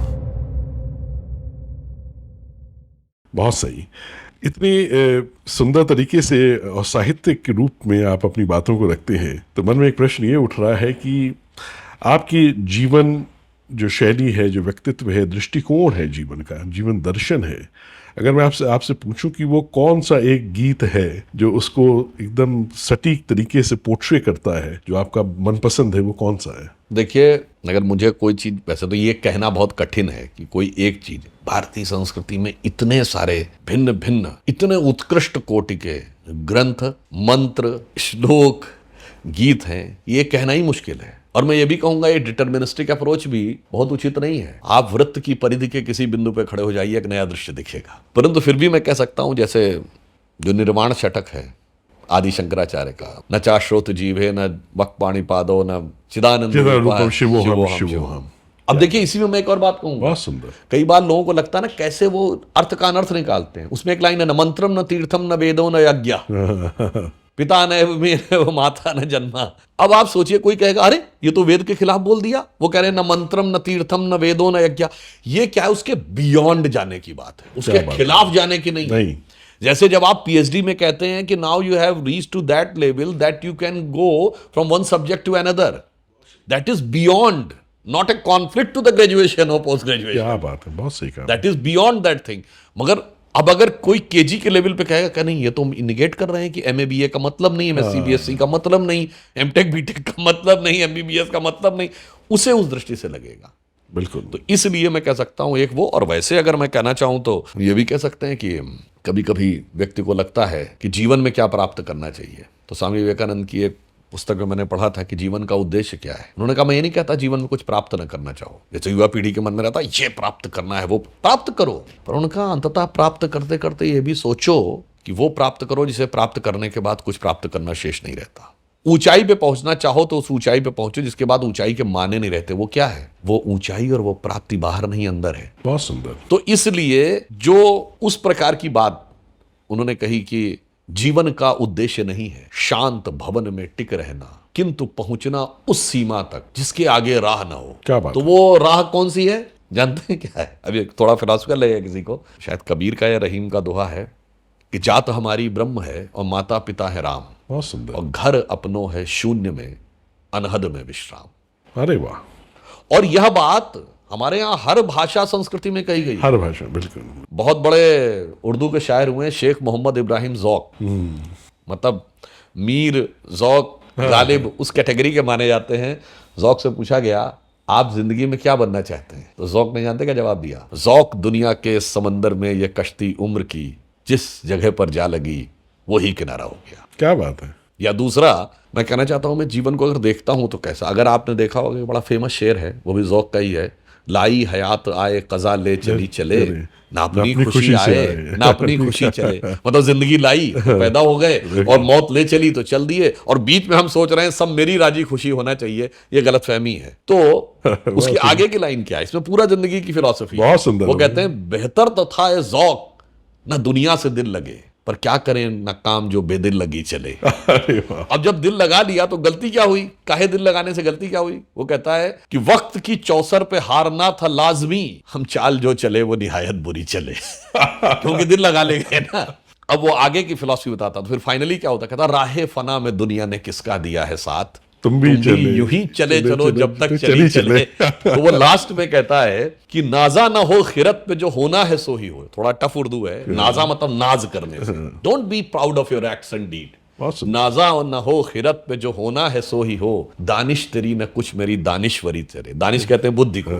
तो ना तुम्हारे द्वारा दी गई बुद्धि, वो भगवान से कह रहा है, ना उसके द्वारा मेरे द्वारा अर्जित बुद्धिमत्ता, वो कुछ नहीं चलती है। नाजा न हो खिरत पे जो होना है सो ही हो, दानिश तेरी न कुछ मेरी दानिश्वरी चले। आप कहेंगे साहब ये तो उन्होंने बोला ना, ये भारतीय संस्कृति का सम एंड सब्सटेंस है। रामचरितमानस में तुलसीदास क्या कहते हैं? बोले बिहसी महेश तब ज्ञानी मूढ़ न कोय, जहि छन रघुवर जस करें तहि छन तहि सही होए। यानी भगवान पे विश्वास रखिए, अपने कर्म करिए। हमारे यहाँ निष्काम कर्म का सिद्धांत, मैं नहीं कर रहा हूं अकर्मण्य होइए, बिल्कुल, पर कर्म करते हुए उसमें जो सेंस ऑफ ये कि मुझे ये अचीव करना ही है, जो देना होगा भगवान देंगे। कर्म करते रहिए, भगवान देंगे, और विश्वास रखिए। अब यहीं पर मैं कह रहा हूं भारतीय संस्कृति के ज्ञान कम होने से समस्या क्या होती है? विश्वास इतना प्रबल होना चाहिए कि अगर अभी नहीं मिला तो कुछ साल बाद मिलेगा, कुछ साल बाद नहीं मिला तो जिंदगी में कभी न कभी मिलेगा, और अगर उसमें भी नहीं मिला तो किसी न किसी जन्म में मिलेगा। क्या बात है, बहुत सुंदर। इसीलिए हमारे यहाँ कहा जाता है ना, कभी किसी के साथ अच्छा हो जाए, अरे पता नहीं इसके कौन से किस जन्म के पुण्य उदय हो गए। कभी कोई विपत्ति आ जाए तो सहज भारतीय परिवारों में मुंह से निकलता था, पता नहीं किस जन्म का पाप। बिल्कुल। तो हमारे यहाँ ये लीनियर नहीं है, सर्कुलर है। तो हमारे यहाँ वो कर्म आपका व्यर्थ नहीं जा रहा है, वो आपको मिलेगा उसका परिणाम। बस आप उस फ्रेम में देखने की कोशिश मत करिए कि मुझे अभी चाहिए, मेरी शर्तों पे मेरे अनुसार चाहिए। वो एक वास्ट सिस्टम है, वो डिसाइड करेगा कि उसको कब मिलेगा। बहुत सुंदर, अति सुंदर। जैसे बच्चा पढ़ता है, वो आईएएस बनना चाहता है तो 21 साल के बाद यूपीएससी दे के बनेगा। वो कितना भी ब्रिलियंट हो, वो 16 साल में नहीं बन सकता। वो कहे मैं तो एक्स्ट्राऑर्डिनरी टैलेंटेड हूं, मैं तो अपने सारे बच्चे, नहीं बेटा तुम्हें 21 तो पूरा ही करना पड़ेगा, फिर उस प्रोसेस के थ्रू बनोगे। बिल्कुल। तो हम कई बार उस एस्टैब्लिश प्रोसीजर को न समझने के कारण फ्रस्ट्रेटेड हो जाते हैं कि मैं तो सबसे तेज था, 16 साल में क्यों नहीं आईएएस बन गया। अगर ईश्वर का ऐसा अनुग्रह हो आपके ऊपर कि आपको एक सुपर पावर मिल जाए, तो सुधांशु त्रिवेदी क्या करेंगे? सबसे पहले उस पावर का उपयोग कैसे करेंगे? देखिए मैं एक बात बताऊं, ईश्वर का अनुग्रह सबके ऊपर है, सबके अंदर सुपर पावर है। हमारे भारतीय संस्कृति का या पूरे वैदिक संस्कृति का सम एंड सब्सटेंस क्या है? अहम ब्रह्मास्मि, ब्रह्म सत्यम जगन मिथ्या, जीवो ब्रह्मेनापरा। जीव और ब्रह्म में अभेद है। तो आप एक्चुअली में एब्सोल्यूट हैं। और जो आपने कहा ना क्या करना चाहेंगे, जब आप उस एब्सोल्यूट पावर में पहुंचते हैं तो कार्य और कारण अप्रासंगिक हो जाते हैं। करने की इच्छा और करने की प्राप्ति ये समाप्त हो जाती है, जिसे वेदांत दर्शन में कहा गया, क्षीयन्ते तास्य कर्माणि तस्मिन दृष्टि परावरे, जिसकी दृष्टि मात्र पड़ने से समस्त कर्म और उसके फलों का क्षय हो जाता है, यानी it will look absolutely irrelevant. यानी कुछ कुछ आप ऐसे समझिए, थोड़ा सांसारिक अर्थों में अगर कहूं, किसी से एक बच्चा है और उसको एक खिलौना बहुत अच्छा लगता है, तो उससे पूछा जाए कि बेटा अगर तुमको एब्सोल्यूट पावर मिल जाए तो तुम कौन सा खिलौना लेना चाहोगे। अब एब्सोल्यूट पावर की बात नहीं करूं, मतलब कंपैरेटिव पावर की बात कर रहा हूं। अब उसे कहा जाए तुम भारत के सबसे बड़े उद्योगपति बन गए, अब वो क्या मुझे उद्योगपति बनने तो वो वाला खिलौना चाहूंगा।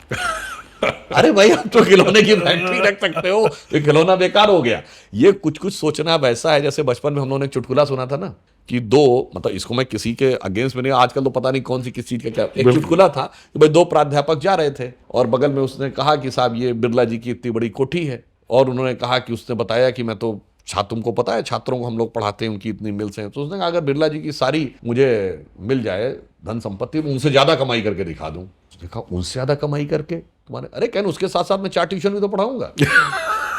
उसमें उसकी गलती नहीं है, उसका माइंडसेट ये है कि भाई ये आय का एक स्रोत है, वो आय का जो डायमेंशन है वो नहीं पता। उसी प्रकार हमारी इच्छाओं का कि प्राप्ति और अभिव्यक्ति, यानी इच्छा और प्राप्ति, प्राप्ति और पूर्ति, वो हम एक डायमेंशन में सोच रहे हैं, वो डायमेंशन ही ऑल टुगेदर अलग है।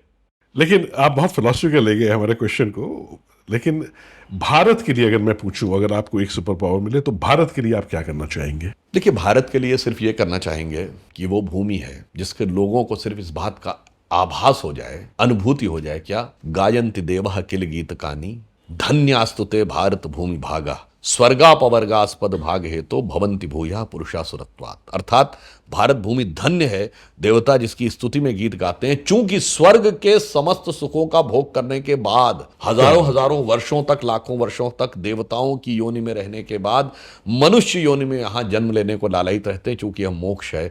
बस भारत के इस भाव को, भारत के, मैं कह रहा हूं ज्यादा नहीं, आधे लोग भी समझ लें तो मुझे लगता है भारत का ही नहीं संपूर्ण विश्व का कल्याण होगा। क्योंकि श्री अरविंदो ने कहा था कि जो स्थान हमारे शरीर में आत्मा का है, वो स्थान पूरी दुनिया में भारत का है। क्या बात है। इसीलिए विश्व की जितनी बड़ी बड़ी शक्तियां हैं वो भारत की इस चेतना पर कब्जा करना चाहती हैं। उन्हें पता है कि भारत के अंदर पोटेंशियल क्या है, कॉन्फिडेंस की कमी हमारे अंदर है अपने बारे में, बाहर वालों के अंदर नहीं है।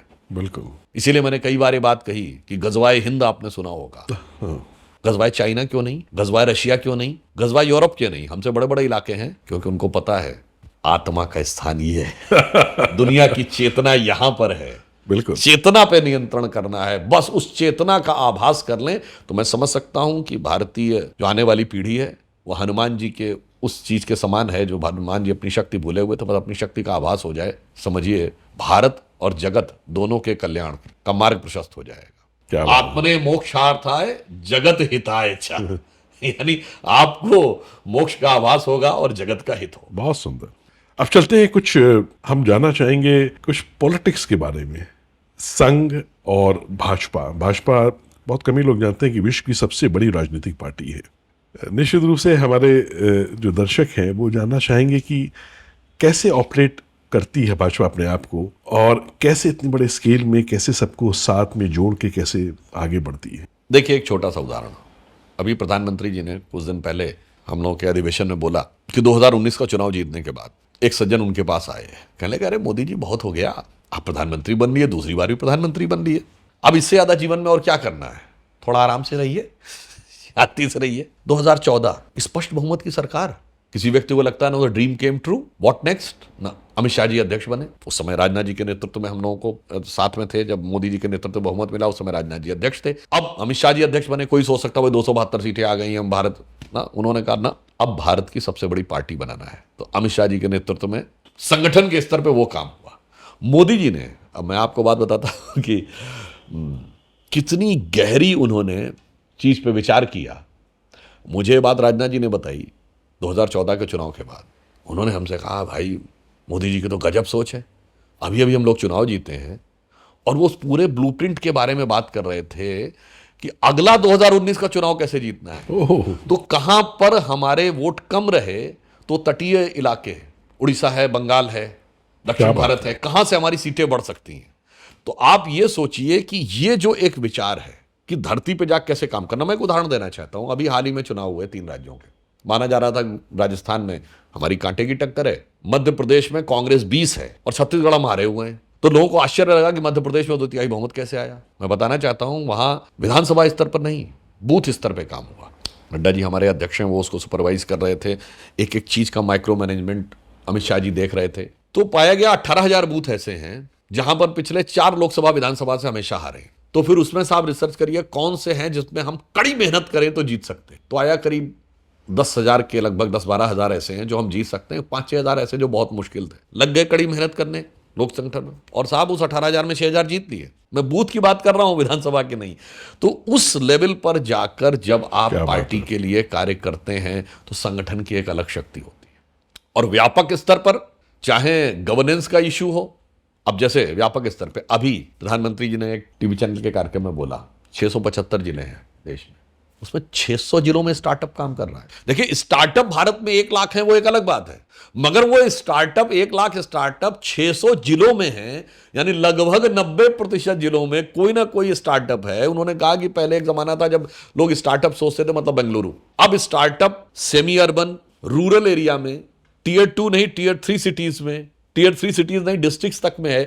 ये है भारत की शक्ति का आविर्भाव, यानी गवर्नेंस के लेवल पर यहां तक जाना। अब जैसे एग्जांपल के लिए जब 2014 में कहा जनधन योजना, आप वरिष्ठ अधिकारियों से पूछिए तो उस समय आरबीआई हो या फाइनेंस मिनिस्ट्री हो, किसी को विश्वास नहीं था कि 1 साल में 2-2.5 करोड़ से अधिक अकाउंट खोले जा सकते हैं। मोदी जी ने फर्मनेस दिखाई और आज 54 करोड़ जनधन अकाउंट्स हैं, वर्ल्ड का बिगेस्ट फाइनेंशियल इंक्लूजन। उस समय लोगों ने प्रश्न किया ठीक है प्रधानमंत्री जी अगर आप कह रहे हैं तो हम खोल तो देंगे अकाउंट, पैसा कहां से आएगा? मोदी जी ने कहा तो अकाउंट तुम खोलो, हम पैसा बताते हैं कहां से आएगा। ये थॉट होना चाहिए। उनके दिमाग में डीबीटी था, इधर अकाउंट खुले उधर डीबीटी पहुंचा, यानी अकाउंट में पैसा आ गया। आज उस अकाउंट में 2 लाख करोड़ रुपए हैं उन सारे अकाउंट्स में मिला के। अब आप आइए अगली योजना क्या थी, गरीब को पैसा मिलता था तो पहले तो वो जाता था सरकार के सिस्टम के थ्रू और कैश पैसा मिलता था। तो जो राजीव गांधी जी ने कहा था 1 रुपए में 15 पैसे पहुंचता था, तो 1 लाख रुपए अगर ऊपर से चला तो 15,000 पहुंचा, और वो भी कैश पहुंचा। गरीब क्या करेगा, बेचारे के हाथ में पैसा आ गया, कहेगा खर्च करके खत्म कर दो। और इधर तो लोग बैठे हैं यूटिलाइजेशन सर्टिफिकेट देने के लिए, वो तो उन्होंने पैसा खाया ही इसीलिए है। अब जब डीबीटी जा रहा है उसके बाद उन्होंने मुद्रा योजना उनके ध्यान में थी। अब उस गरीब व्यक्ति को लोग कहते हैं मुद्रा योजना में औसत जो था वो 78,000 कुछ रुपए था। अरे 78,000 या 1 लाख रुपए आपको छोटा लगता होगा। जो ठेला चलाने वाला, रेडी चलाने वाला, उसके लिए 1 लाख रुपए में वो जो किराए का रिक्शा चला रहा था उसका अपना रिक्शा हो गया, तो सारी उसकी इनकम बच गई। और अब उसे ये भी लगता है ये मुझे रोजगार के लिए मिला, मैं रोजगार करूं और इसको चुका भी दूं। तो 26 लाख करोड़ के वो लोन गए हैं जो कि बगैर गारंटी के गए, और उसने उन लोगों को एम्पावर किया। फिर आप देखिए चाहे विश्वकर्मा योजना हो या स्वनिधि योजना, उस जगह पे जाके सोचना जहां तक लोग, अब जैसे किसान के लिए लोग सोचते थे अरे भाई मछली पकड़ने वाला भी तो किसान है, वो दुग्ध उत्पादक भी तो किसान है, तो उसको भी किसान की परिधि में लाना, उसको भी किसान क्रेडिट कार्ड के रूप में मिलना। ये जो चीजें हैं कि किस लेवल तक पहले your thought should go to the end point, जिसे दीनदयाल जी ने अंत्योदय कहा। Then how you ensure the end mile delivery, then how you ensure the end mile realization. आप उनसे कनेक्ट भी रहे हैं। देखिए there are 2 things, you should have vision of the end mind, end point delivery, then you should have capability to deliver at the end point, then you should have capability to connect with the end point. वहां से ये शक्ति बनती है। और एक और बात थी, जैसे आज लोग कहते हैं हमारे विरोधी कि साहब एक नया वोट बैंक क्रिएट हो गया लाभार्थी। वोट बैंक नहीं है, वोट बैंक तो जात बिरादरी थी, वोट बैंक तो हिंदी तमिल की लड़ाई थी, वोट बैंक तो उत्तर दक्षिण की लड़ाई थी, वोट बैंक तो क्षेत्रवाद की लड़ाई थी। ये पॉलिटिक्स का पैराडाइम चेंज कर दिया जिसको आप लाभार्थी कह रहे हैं। उसकी असली जरूरत को पहचानो। इसलिए उन्होंने क्या कहा, किसान है, गरीब है, युवा है और महिला है। तो पहले MY एक वोट बैंक होता था, अब MY का मीनिंग ही बदल दिया मोदी जी ने, क्या है, महिला और युवा।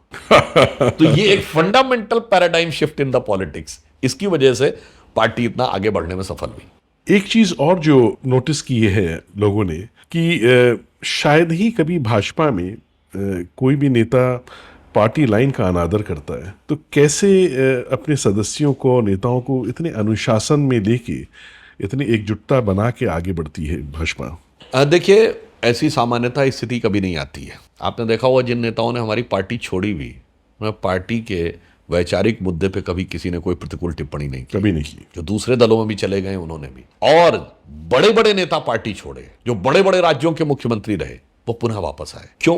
सबको एहसास होता है कि जो वैचारिक प्रतिबद्धता यहाँ है, जो कार्यकर्ताओं का स्नेह यहाँ है, जो नेतृत्व की एक संतुलित और समावेशी दृष्टि यहाँ है, वो जो मान सम्मान यहाँ है वो किसी दूसरे का नहीं है। मुझे याद है माननीय कल्याण सिंह जी पार्टी छोड़ के गए और थोड़ा कटु वातावरण बन गया था। जब वो दोबारा पार्टी में आए तो मैं उस प्रेस कॉन्फ्रेंस में था दिल्ली में भाजपा कार्यालय में। उनसे प्रश्न किया गया कि आप तो पार्टी से नाराज होके गए थे, आप वापस क्यों आ रहे हैं? तो उन्होंने सूरदास की एक पंक्ति बोली, बस समझिए कि वही कार्यकर्ताओं के लिए बिल्कुल मूल आधार है। उन्होंने कहा, मेरो मन अनत कहाँ सुख पावे।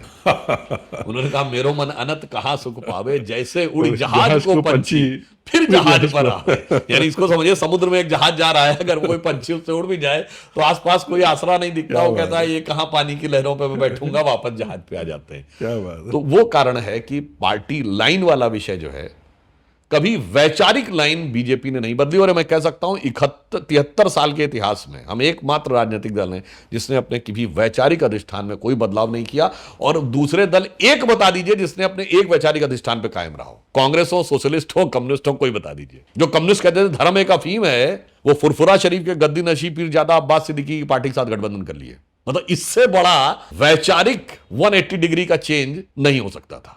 अब तो ये सोच रहे हैं कि क्या नई विचारधारा बनाए हैं। अब तो इतना बड़ा संकट आप लोगों ने पैदा कर दिया है। नहीं, देखिए क्या है कि हम लोग जब बचपन से देखते थे तो 3 ही राजनीतिक दल थे, कांग्रेस, भाजपा और कम्युनिस्ट। अगर आप देखें तो इसमें कम्युनिस्ट तो मूलतः विदेशी विचारधारा से थे और बने भी 1925 में गुलामी के काल में। कांग्रेस की कोई विचारधारा ही नहीं थी, वो प्लेटफॉर्म थी, बनी थी 1885 में अंग्रेजों के द्वारा, अंग्रेजों काल में। तो स्वतंत्रता के बाद बना हुआ एकमात्र दल जिसकी विचार और प्रेरणा पूर्णता भारतीय थी, वो सिर्फ भारतीय जनसंघ था, जो अब भाजपा है। तो ये नैसर्गिक रूप से भारतीयता का सहज प्लेटफॉर्म यही बनना था। 50-60 साल में चीजें वहीं पे आ गई। क्या बात है। सुधांशु जी, थोड़ा ये बताइए कि भाजपा अपनी पार्टी के अंदर भावी नेताओं की पहचान कैसे करती है, कैसे उनको तैयार करती है? मेरा यह मानना है कि हमारा नेतृत्व बहुत ही सतर्कता के साथ और संवेदनशीलता के साथ कार्यकर्ताओं पर नजर रखता है और नया नेतृत्व कैसे खड़ा करना है। जैसे आपने अभी देखा, हमारे 3 मुख्यमंत्री बने, छत्तीसगढ़ में विष्णुदेव साय जी, मोहन यादव जी, मध्य प्रदेश में और भजन लाल शर्मा जी वहां। आपने देखा अभी नायब सैनी जी बने हरियाणा में, मनोहर लाल खट्टर जी ने त्यागपत्र दिया। एक बात आपने मार्क किया, ये सब कार्यकर्ता हैं, सब डिवोटेड कार्यकर्ता हैं। और ये मुख्यमंत्री बनने से पहले पहली पंक्ति के कार्यकर्ता नहीं थे, कहीं तीसरी चौथी पंक्ति के कार्यकर्ता थे। वो उठे और आपने देखा मनोहर लाल खट्टर जी ने कितने सहज रूप से कहा, प्रचारक जीवन से निकले हुए हैं, ठीक है दायित्व बदल गया, ये संभालेंगे। बाकी जो कितनी कटुता होती, पार्टी टूट जाती है। ममता बनर्जी अलग हुई, कांग्रेस से तोड़ के अपनी पार्टी बना ली। जगनमोहन रेड्डी अलग हुए, कांग्रेस तोड़ के अपनी पार्टी बना ली। शरद पवार अलग हुए, कांग्रेस तोड़ के अपनी पार्टी बना ली। पार्टियां टूट जाती हैं। लालू प्रसाद यादव जी जनता दल से टूट के अलग हो गए, जनता दल से टूट के मुलायम सिंह अलग हो गए। Do you know Bharat was made victim of conspiracies, censorship and ideological subversions?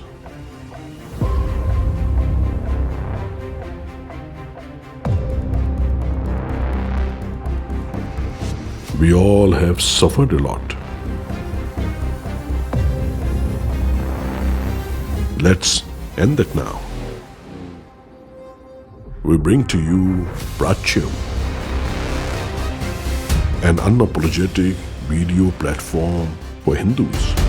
Protect your family from false narratives about Bharat.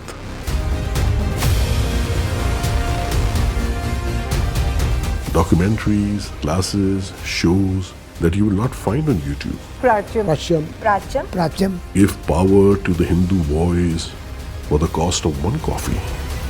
Subscribe now at pracham.com. Janata Dal से ही टूट के मुलायम सिंह अलग हो गए। तो दूसरी पार्टियों में यह सोच है, हमारे यहां बिल्कुल एक सहज सोच है। तो समय समय पे, अब इससे पूर्व की पीढ़ी में आप देखिए, सुषमा स्वराज जी, अरुण जेटली जी, उस समय नरेंद्र मोदी जी को 1990 के दशक में जिस ढंग से पिकअप किया गया था, राजनाथ सिंह जी, एक से एक योग्य कार्यकर्ताओं को उठाया गया और आगे जाके उन्होंने प्रूव किया कि देखिए उनकी क्या कैपेबिलिटी है। तो मैं सिर्फ ये कह सकता हूं कि देखिए, जो एक व्यक्ति निर्माण की बात संघ में कही जाती है ना, हम सत्ता निर्माण में नहीं पढ़ते, व्यक्ति निर्माण में पढ़ते हैं। इसीलिए भारत के इतिहास में 2 ही प्रधानमंत्री ऐसे हुए जिनके प्रधानमंत्री बनने से बरसों पहले जनता कहती थी ये प्रधानमंत्री होना चाहिए। एक हमारे वर्तमान प्रधानमंत्री मोदी जी और एक अटल बिहारी वाजपेयी। बाकी जितने प्रधानमंत्री हुए वो प्रधानमंत्री बन के नेता हुए, नेता बन के प्रधानमंत्री नहीं हुए। प्रधानमंत्री बनने से पहले मनमोहन सिंह जी को कोई सोचता था प्रधानमंत्री बनेंगे? पीवी नरसिम्हा राव जी को किसी ने सोचा था? देवगौड़ा जी, गुजराल जी को सोचा था? स्वर्गीय राजीव गांधी जी 31 अक्टूबर की सुबह नहीं किसी को पता था कि ये प्रधानमंत्री जिंदगी में होंगे, शाम तक बन गए। सब परिस्थितियों से बने। इंदिरा गांधी जी इंडिकेट सिंडिकेट की लड़ाई में गूंगी गुड़िया की संज्ञा के साथ बनी, तो नेहरू जी समस्त कांग्रेस कमेटियों के विरोध के बावजूद 0 वोट पाकर गांधी जी की कृपा से बन गए। तो बाकी सब कृपा और परिस्थितियों से बने, हमारे प्रधानमंत्री क्षमताओं और जन आशीर्वाद से बने। क्या बात यह है पार्टी के अंदर का जो व्यवस्था है उसका एक प्रमाण। क्या बात है। अच्छा, चुनावी तौर पे जो हिंदी हार्टलैंड है, जो हिंदी बेल्ट है, वहाँ पे तो भाजपा ऑलमोस्ट जो है ना बड़ा अच्छा परफॉर्मेंस है, लेकिन अभी जो आने वाले चुनाव में ये जो 400 पार का जो एक लक्ष्य है, इसको प्राप्त करने के लिए किस तरीके की रणनीति है? देखिए, मोदी जी के नेतृत्व में भाजपा ने हर स्टीरियोटाइप को तोड़ा है। आज से नहीं, जब वो सीएम बने 2001, तो एक भारतीय राजनीति का इस्टेब्लिश्ड स्टीरियोटाइप था एंटी इनकम्बेंसी। जो सरकार रहेगी जनता उससे नाराज हो जाएगी, अगली बार वो बदल जाएगी। उन्होंने परफॉर्मेंस से उसको प्रो इनकम्बेंसी में बदला। जब केंद्र में आए, एक और स्टीरियोटाइप था कि भाजपा तो पढ़े लिखे अर्बन मिडिल क्लास की पार्टी है, ब्राह्मण बनिया पार्टी है, उसको व्यापक दिया। आज ग्रामीण क्षेत्रों में हमारा वोट शहरी क्षेत्र से ज्यादा है पश्चिम बंगाल में, ठीक, सर्वस्पर्शी पार्टी बनी। आज सबसे ज्यादा दलित और पिछड़े मुख्यमंत्री हमारे यहाँ है, सबसे ज्यादा हिंदी हार्टलैंड में ओबीसी मुख्यमंत्री हमने दिए। फिर एक स्टीरियोटाइप था कि हिंदी हार्टलैंड की पार्टी, ये हम लोगों ने बचपन से सुनते थे। आज बताइए, कर्नाटक में हम 3 बार सरकार बना चुके, महाराष्ट्र में हम सबसे बड़ी पार्टी हैं, असम में हमारी लगातार 2 बार स्पष्ट बहुमत की सरकार आई, और पश्चिम बंगाल में हम मुख्य विपक्षी दल हैं। मतलब आप समझिए कि आज स्थिति यह है कि केवल 2011 तक, जहां अगर मैं कहूं चाइना के बाद सबसे बड़ी जनसंख्या जो कम्युनिस्ट रूल के अधीन थी वो थी पश्चिम बंगाल। आज वहां कम्युनिस्ट साफ, कांग्रेस साफ, और चुनाव के दौरान ममता बनर्जी चंडी पाठ करती नजर आई 2021 में। मतलब लाल हरा साफ हो गया, अब हल्का भगवा या गाढ़ा भगवा पे आ गया। इतना बड़ा परिवर्तन। आज हमारे दक्षिण भारत में, आज इस लोकसभा में हमारे सांसद कांग्रेस से ज्यादा है। तो आप आश्वस्त रहिए कि अब तटीय क्षेत्रों में तटबंध को तोड़ते हुए, मतलब राजनीतिक तटबंध को तोड़ते हुए, इस बार मोदी जी के नेतृत्व में भाजपा का ज्वार दिखाई पड़ेगा। क्या बात है।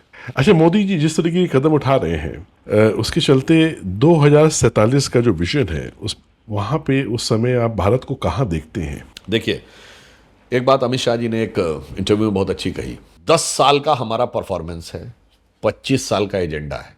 अब यहाँ पे मैं ऐड करूंगा, जब प्रधानमंत्री जी ने 15 अगस्त 2022 को अमृतकाल की बात कही, तो उन्होंने कहा ये अमृतकाल वो है, ये 25 वर्ष इसलिए इंपॉर्टेंट है कि आने वाले 1000 वर्षों तक के भारत की आधारशिला रखेंगे। तो हमारा क्या है, 10 वर्ष का परफॉर्मेंस, 25 साल का एजेंडा, और दृष्टि क्या है, 10,000 साल पहले के भारत की दृष्टि। जैसे आपने कहा कि रामायण 14,000 साल पहले हुई थी, तो वेद तो उससे पहले भी हुए होंगे। हजारों वर्ष पुरानी दृष्टि और 1000 साल आगे तक का भारत के भविष्य के बारे में कल्पना। चुनाव तो बहुत छोटी चीज है, इसलिए वो जो एजेंडा है उसमें बहुत साफ है कि भारत को विकसित राष्ट्र बनाना है, गुलामी की मानसिकता से अपने को अलग करना है, विरासत पे गर्व करना है, इसके लिए सबको कर्तव्य करना है, और कर्तव्य सामूहिक रूप से करना है। जिसका मैं एक छोटा सा उदाहरण देना चाहता हूं। क्या होगा, एक एग्जाम्पल के साथ। भारत को विकसित राष्ट्र बनना है तो एनर्जी की रिक्वायरमेंट है, पावर की। जब हम आए तो हमारी मेजॉरिटी जो एनर्जी थी 50 से 60% कोल से आती थी, पावर जनरेशन। अब अगर कोल से ही हम भारत को विकसित राष्ट्र बनाएंगे तो इतना पोल्यूशन हो जाएगा। तो क्या किया, सोलर एनर्जी पे आए। सोलर एनर्जी में हमने 25 गुनी छलांग लगाई है। फिर टारगेट सेट किया कि 2030 तक भारत की पावर जो कैपेसिटी है उसका इंस्टॉल्ड कैपेसिटी 40% होनी चाहिए, और वो टारगेट 2022 में अचीव कर लिया। अब वो रिवाइज टारगेट 2030 के लिए 50 है। अब समझिए कि पहले तो हमने सोलर में आगे बढ़े, ये किसी ने सोचा होगा, इतना आगे बढ़ने की नहीं सोचा होगा, पर एक इसकी आगे की सोच क्या थी। अब देखिए, सोलर रूफटॉप पैनल्स जब हम अपने बनाने में प्रोडक्ट लिंक इक्विटी स्कीम के साथ हमने जब बनाने की क्षमता हासिल कर ली, अब इसके आगे जो किसी ने नहीं सोचा होगा कि एक इंटरनेशनल सोलर अलायंस बनेगा, और उसका केंद्र कहां, भारत के गुरुग्राम। तो India will become the leader of international solar alliance. ये किसी के बियॉन्ड बाहर था, मगर अब इसके आगे जो किसी ने नहीं सोचा होगा, 1 करोड़ घरों पे सोलर रूफटॉप पैनल होंगे। ये किस दिन प्रधानमंत्री जी ने घोषणा की, 22 जनवरी को, जिस दिन राम मंदिर की प्राण प्रतिष्ठा थी। इसका कनेक्शन क्या है, उस राम मंदिर में एक और विशेषता है कि रामनवमी के दिन भगवान रामलला के मस्तक पे सूर्य तिलक होगा। क्या बात है।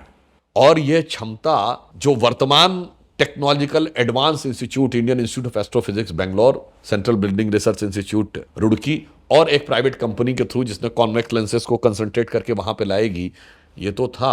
और अयोध्या में 10 किलोमीटर की स्ट्रिप बनी है, जो वर्ल्ड में टोटल सोलर से लैंप से चलने वाली सबसे बड़ी स्ट्रिप है, वो भी अयोध्या में।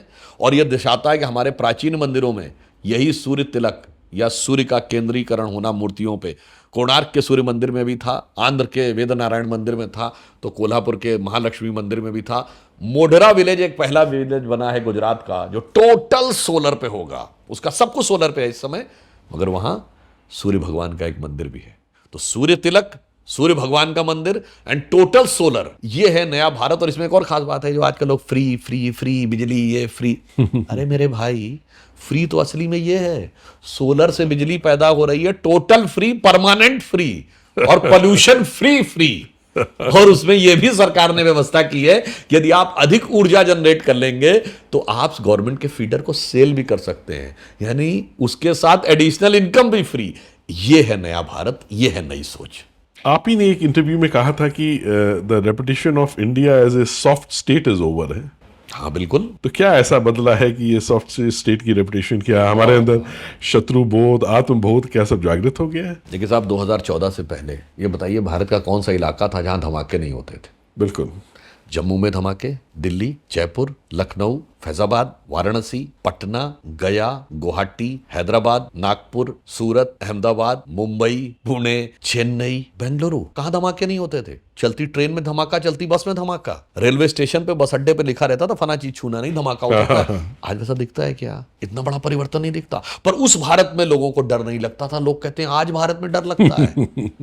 पर जिन लोगों को डर लगता है, जो उन डराने वाली शक्तियों के साथ थे, तो मोदी जी ने कहा उनको डरना भी चाहिए। तो मैं ये कह रहा हूं कि जो बदलाव आया सॉफ्ट स्टेट का, वो क्या था? पहले कोई भी हमारे अंदर आता था, घर में घुस के मार के चला जाता था। बहुत सही कहा। अब घुसना भी बंद हो गया, मारना तो दूर की बात है। अब आपके जो आप न्यूज में देखते हैं, फला जगह टेररिस्ट मॉड्यूल पकड़ा गया, पहले आता था फला जगह टेररिस्ट एक्टिविटी हुई।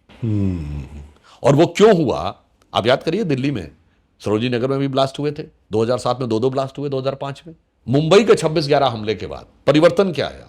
बैरक ओबामा ने अपनी किताब द प्रॉमिस्ड लैंड में 2010 की भारत विजिट में तत्कालीन प्रधानमंत्री डॉक्टर मनमोहन सिंह की बातचीत के आधार पर यह लिखा है कि 2008 में 26/11 के हमले के बाद भारत की सेनाएं कड़ी कार्रवाई करने के लिए तैयार थी, परंतु उस समय की कांग्रेस सरकार ने इसलिए कार्रवाई नहीं की क्योंकि उन्हें डर था कि इससे उपजे वातावरण से भारतीय जनता पार्टी को राजनीतिक लाभ न हो जाए। तो एक वो दौर था और एक ये दौर है। तो अंतर यूं समझिए कि आज वो सारा आतंकवाद दक्षिण कश्मीर के 4 जिलों तक रह गया और अगले चरण में वह भी सेटल हो जाएगा। नक्सली घटनाओं में बहुत कमी आई। तो इसे हम कह सकते हैं कि मतलब एक पंक्ति में जो हमारी सरकार ने करके दिखाया है कि कश्मीर घाटी को, या यूं कहें, पाकिस्तान ने एक बात कही थी ना, we will bleed India with 1000 cuts. तो भारत की धरती को लहूलुहान करने वालों सुनो, एक भी बलिदान हुआ जवान नहीं भूले हैं, और दूध भी पिलाते हैं परंपरा हमारी मित्र, किंतु नाग यज्ञ का विधान नहीं भूले। क्या बात है। सांपों को नाग पंचमी में दूध भी पिलाते हैं, पर जन्मेजय का सर्पसत्र भी करने की क्षमता रखते हैं। बहुत ही सुंदर। अच्छा, पिछले 10 वर्षों में बहुत काम हुए, कई तो ऐसे माइलस्टोन्स अचीव हुए हैं। धारा 370 हटी, भव्य राम मंदिर का निर्माण हुआ, अब तो सीए भी लागू हो गया। आगे जो तीसरा कार्यकाल होगा माननीय प्रधानमंत्री जी का, मोदी जी का, उसके लिए क्या विशिष्ट एजेंडा है? देखिए, क्या ऐसा होगा? इसी कालखंड में सिर्फ यही नहीं हुआ है, नेशनल हाइड्रोजन मिशन भी बना है जी। सोलर में भारत 5वें नंबर पे आया है। हम 5वीं बड़ी अर्थव्यवस्था बने, 4थे बड़े स्टॉक एक्सचेंज बने, ऑटोमोबाइल में 3rd नंबर पे आए, मैन्युफैक्चरिंग में, मोबाइल मैन्युफैक्चरिंग में 2nd नंबर पे आए, इंफ्रास्ट्रक्चर में इन्वेस्ट करने वाले नंबर 1 के कंट्री बने हैं, जीडीपी में नंबर 1 आए हैं। अभी मोदी जी ने कहा अगले कार्यकाल में और भी बड़े बड़े निर्णय होने हैं, स्पेस में, कंपोजिट मटेरियल में, सेलुलर माइक्रोबायोलॉजी में, ग्रीन एनर्जी में अभी बड़े बड़े रिवोल्यूशन होने हैं। इसलिए मेरे विचार से एक ही लाइन में कहना चाहूँगा, वक्त आने पर बता देंगे तुझे आसमां, हम अभी से क्या बता दें जो हमारे दिल में है। आपने तो हमारा अगला प्रश्न है, मैं ये पूछना चाहता था कि यूनिफॉर्म सिविल कोड के विषय में क्या अभी सोचा गया है, क्या लागू होगा? देखिए, 2-3 राज्यों ने तो लागू कर ही दिया है। हाँ। तो धीरे धीरे रे मना, धीरे सब कुछ होए, माली सींचे 100 घड़ा, ऋतु आए फल होए। सुधांशु जी, बस अंतिम एक प्रश्न, क्या एक मैसेज आपसे लेना चाहेंगे युवाओं के लिए? युवा जो होते हैं, बहुत कुछ कर गुजरने का जोश होता है अंदर है, और अक्सर अगर सही मार्गदर्शन मिल जाए, आपके ऊपर विशेष अनुग्रह था ईश्वर का कि सही लोग, सही मार्गदर्शन, सही परिवेश, सही वातावरण मिला, मेरे ऊपर भी था, तो हम लोग कर पाए जो हम लोग कर रहे हैं। लेकिन युवाओं को आप क्या मैसेज देना चाहेंगे कि अपने इस जोश को, अपने कैसे इसको एक सही दिशा में लगा के और क्या जीवन का उद्देश्य बना के आगे बढ़े?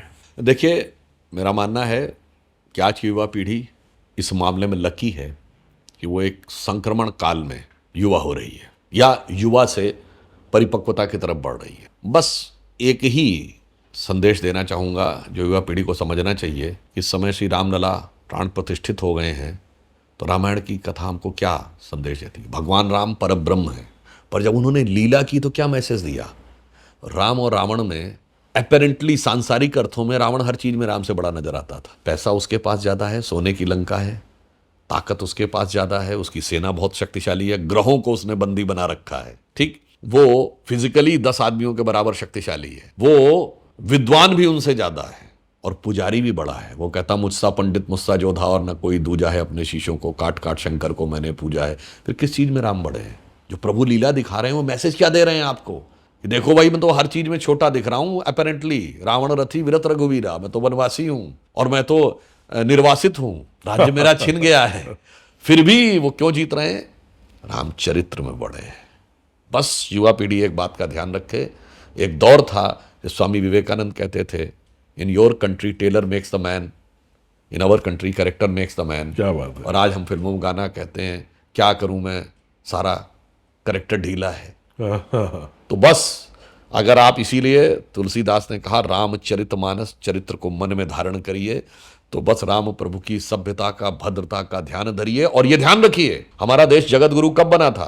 ये साइंस टेक्नोलॉजी सिखाने के लिए नहीं, ये तो कोई भी सिखा सकता है। गुरु की आवश्यकता होती है अपनी आत्मा का परिष्कार करने के लिए। इसलिए हमारे यहाँ क्या कहा गया? एतद् देशे प्रसूतस्य सकाशादग्र जन्मना स्व स्व चरित्रम शिक्षेरन पृथ्व्याम सर्वमानवा। जिस देश से में सारी दुनिया से लोग आते थे, किसके लिए? अपने अपने चरित्र की शिक्षा लेने के लिए, क्योंकि सब्जेक्ट की शिक्षा तो इंटरनेट से भी मिल जाएगी। क्या बात है। और चरित्र की शिक्षा यहां मिलेगी, इसलिए उस पर ध्यान दीजिए और फिर देखिए भारत का क्या चरित्र प्रखर होकर उभरने वाला है दुनिया के कल्याण के लिए। क्या बात है। हमें पूर्ण विश्वास है कि जो हमारे दर्शक हैं, जो युवा हैं, ये इस आपकी बात को निश्चित रूप से इस पे अमल करेंगे, आगे बढ़ेंगे और भारत को एक विश्व गुरु के रूप में, एक महान एक देश के रूप में स्थापित करेंगे। आज ये हमारी चर्चा, हमारा वार्तालाप हुआ सुधांशु त्रिवेदी जी से, इस नई सीरीज़ जो हमने लॉन्च की है द चेंज मेकर्स में। आपका बहुत बहुत धन्यवाद और आभार है Sudhanshu ji. Thank you so much.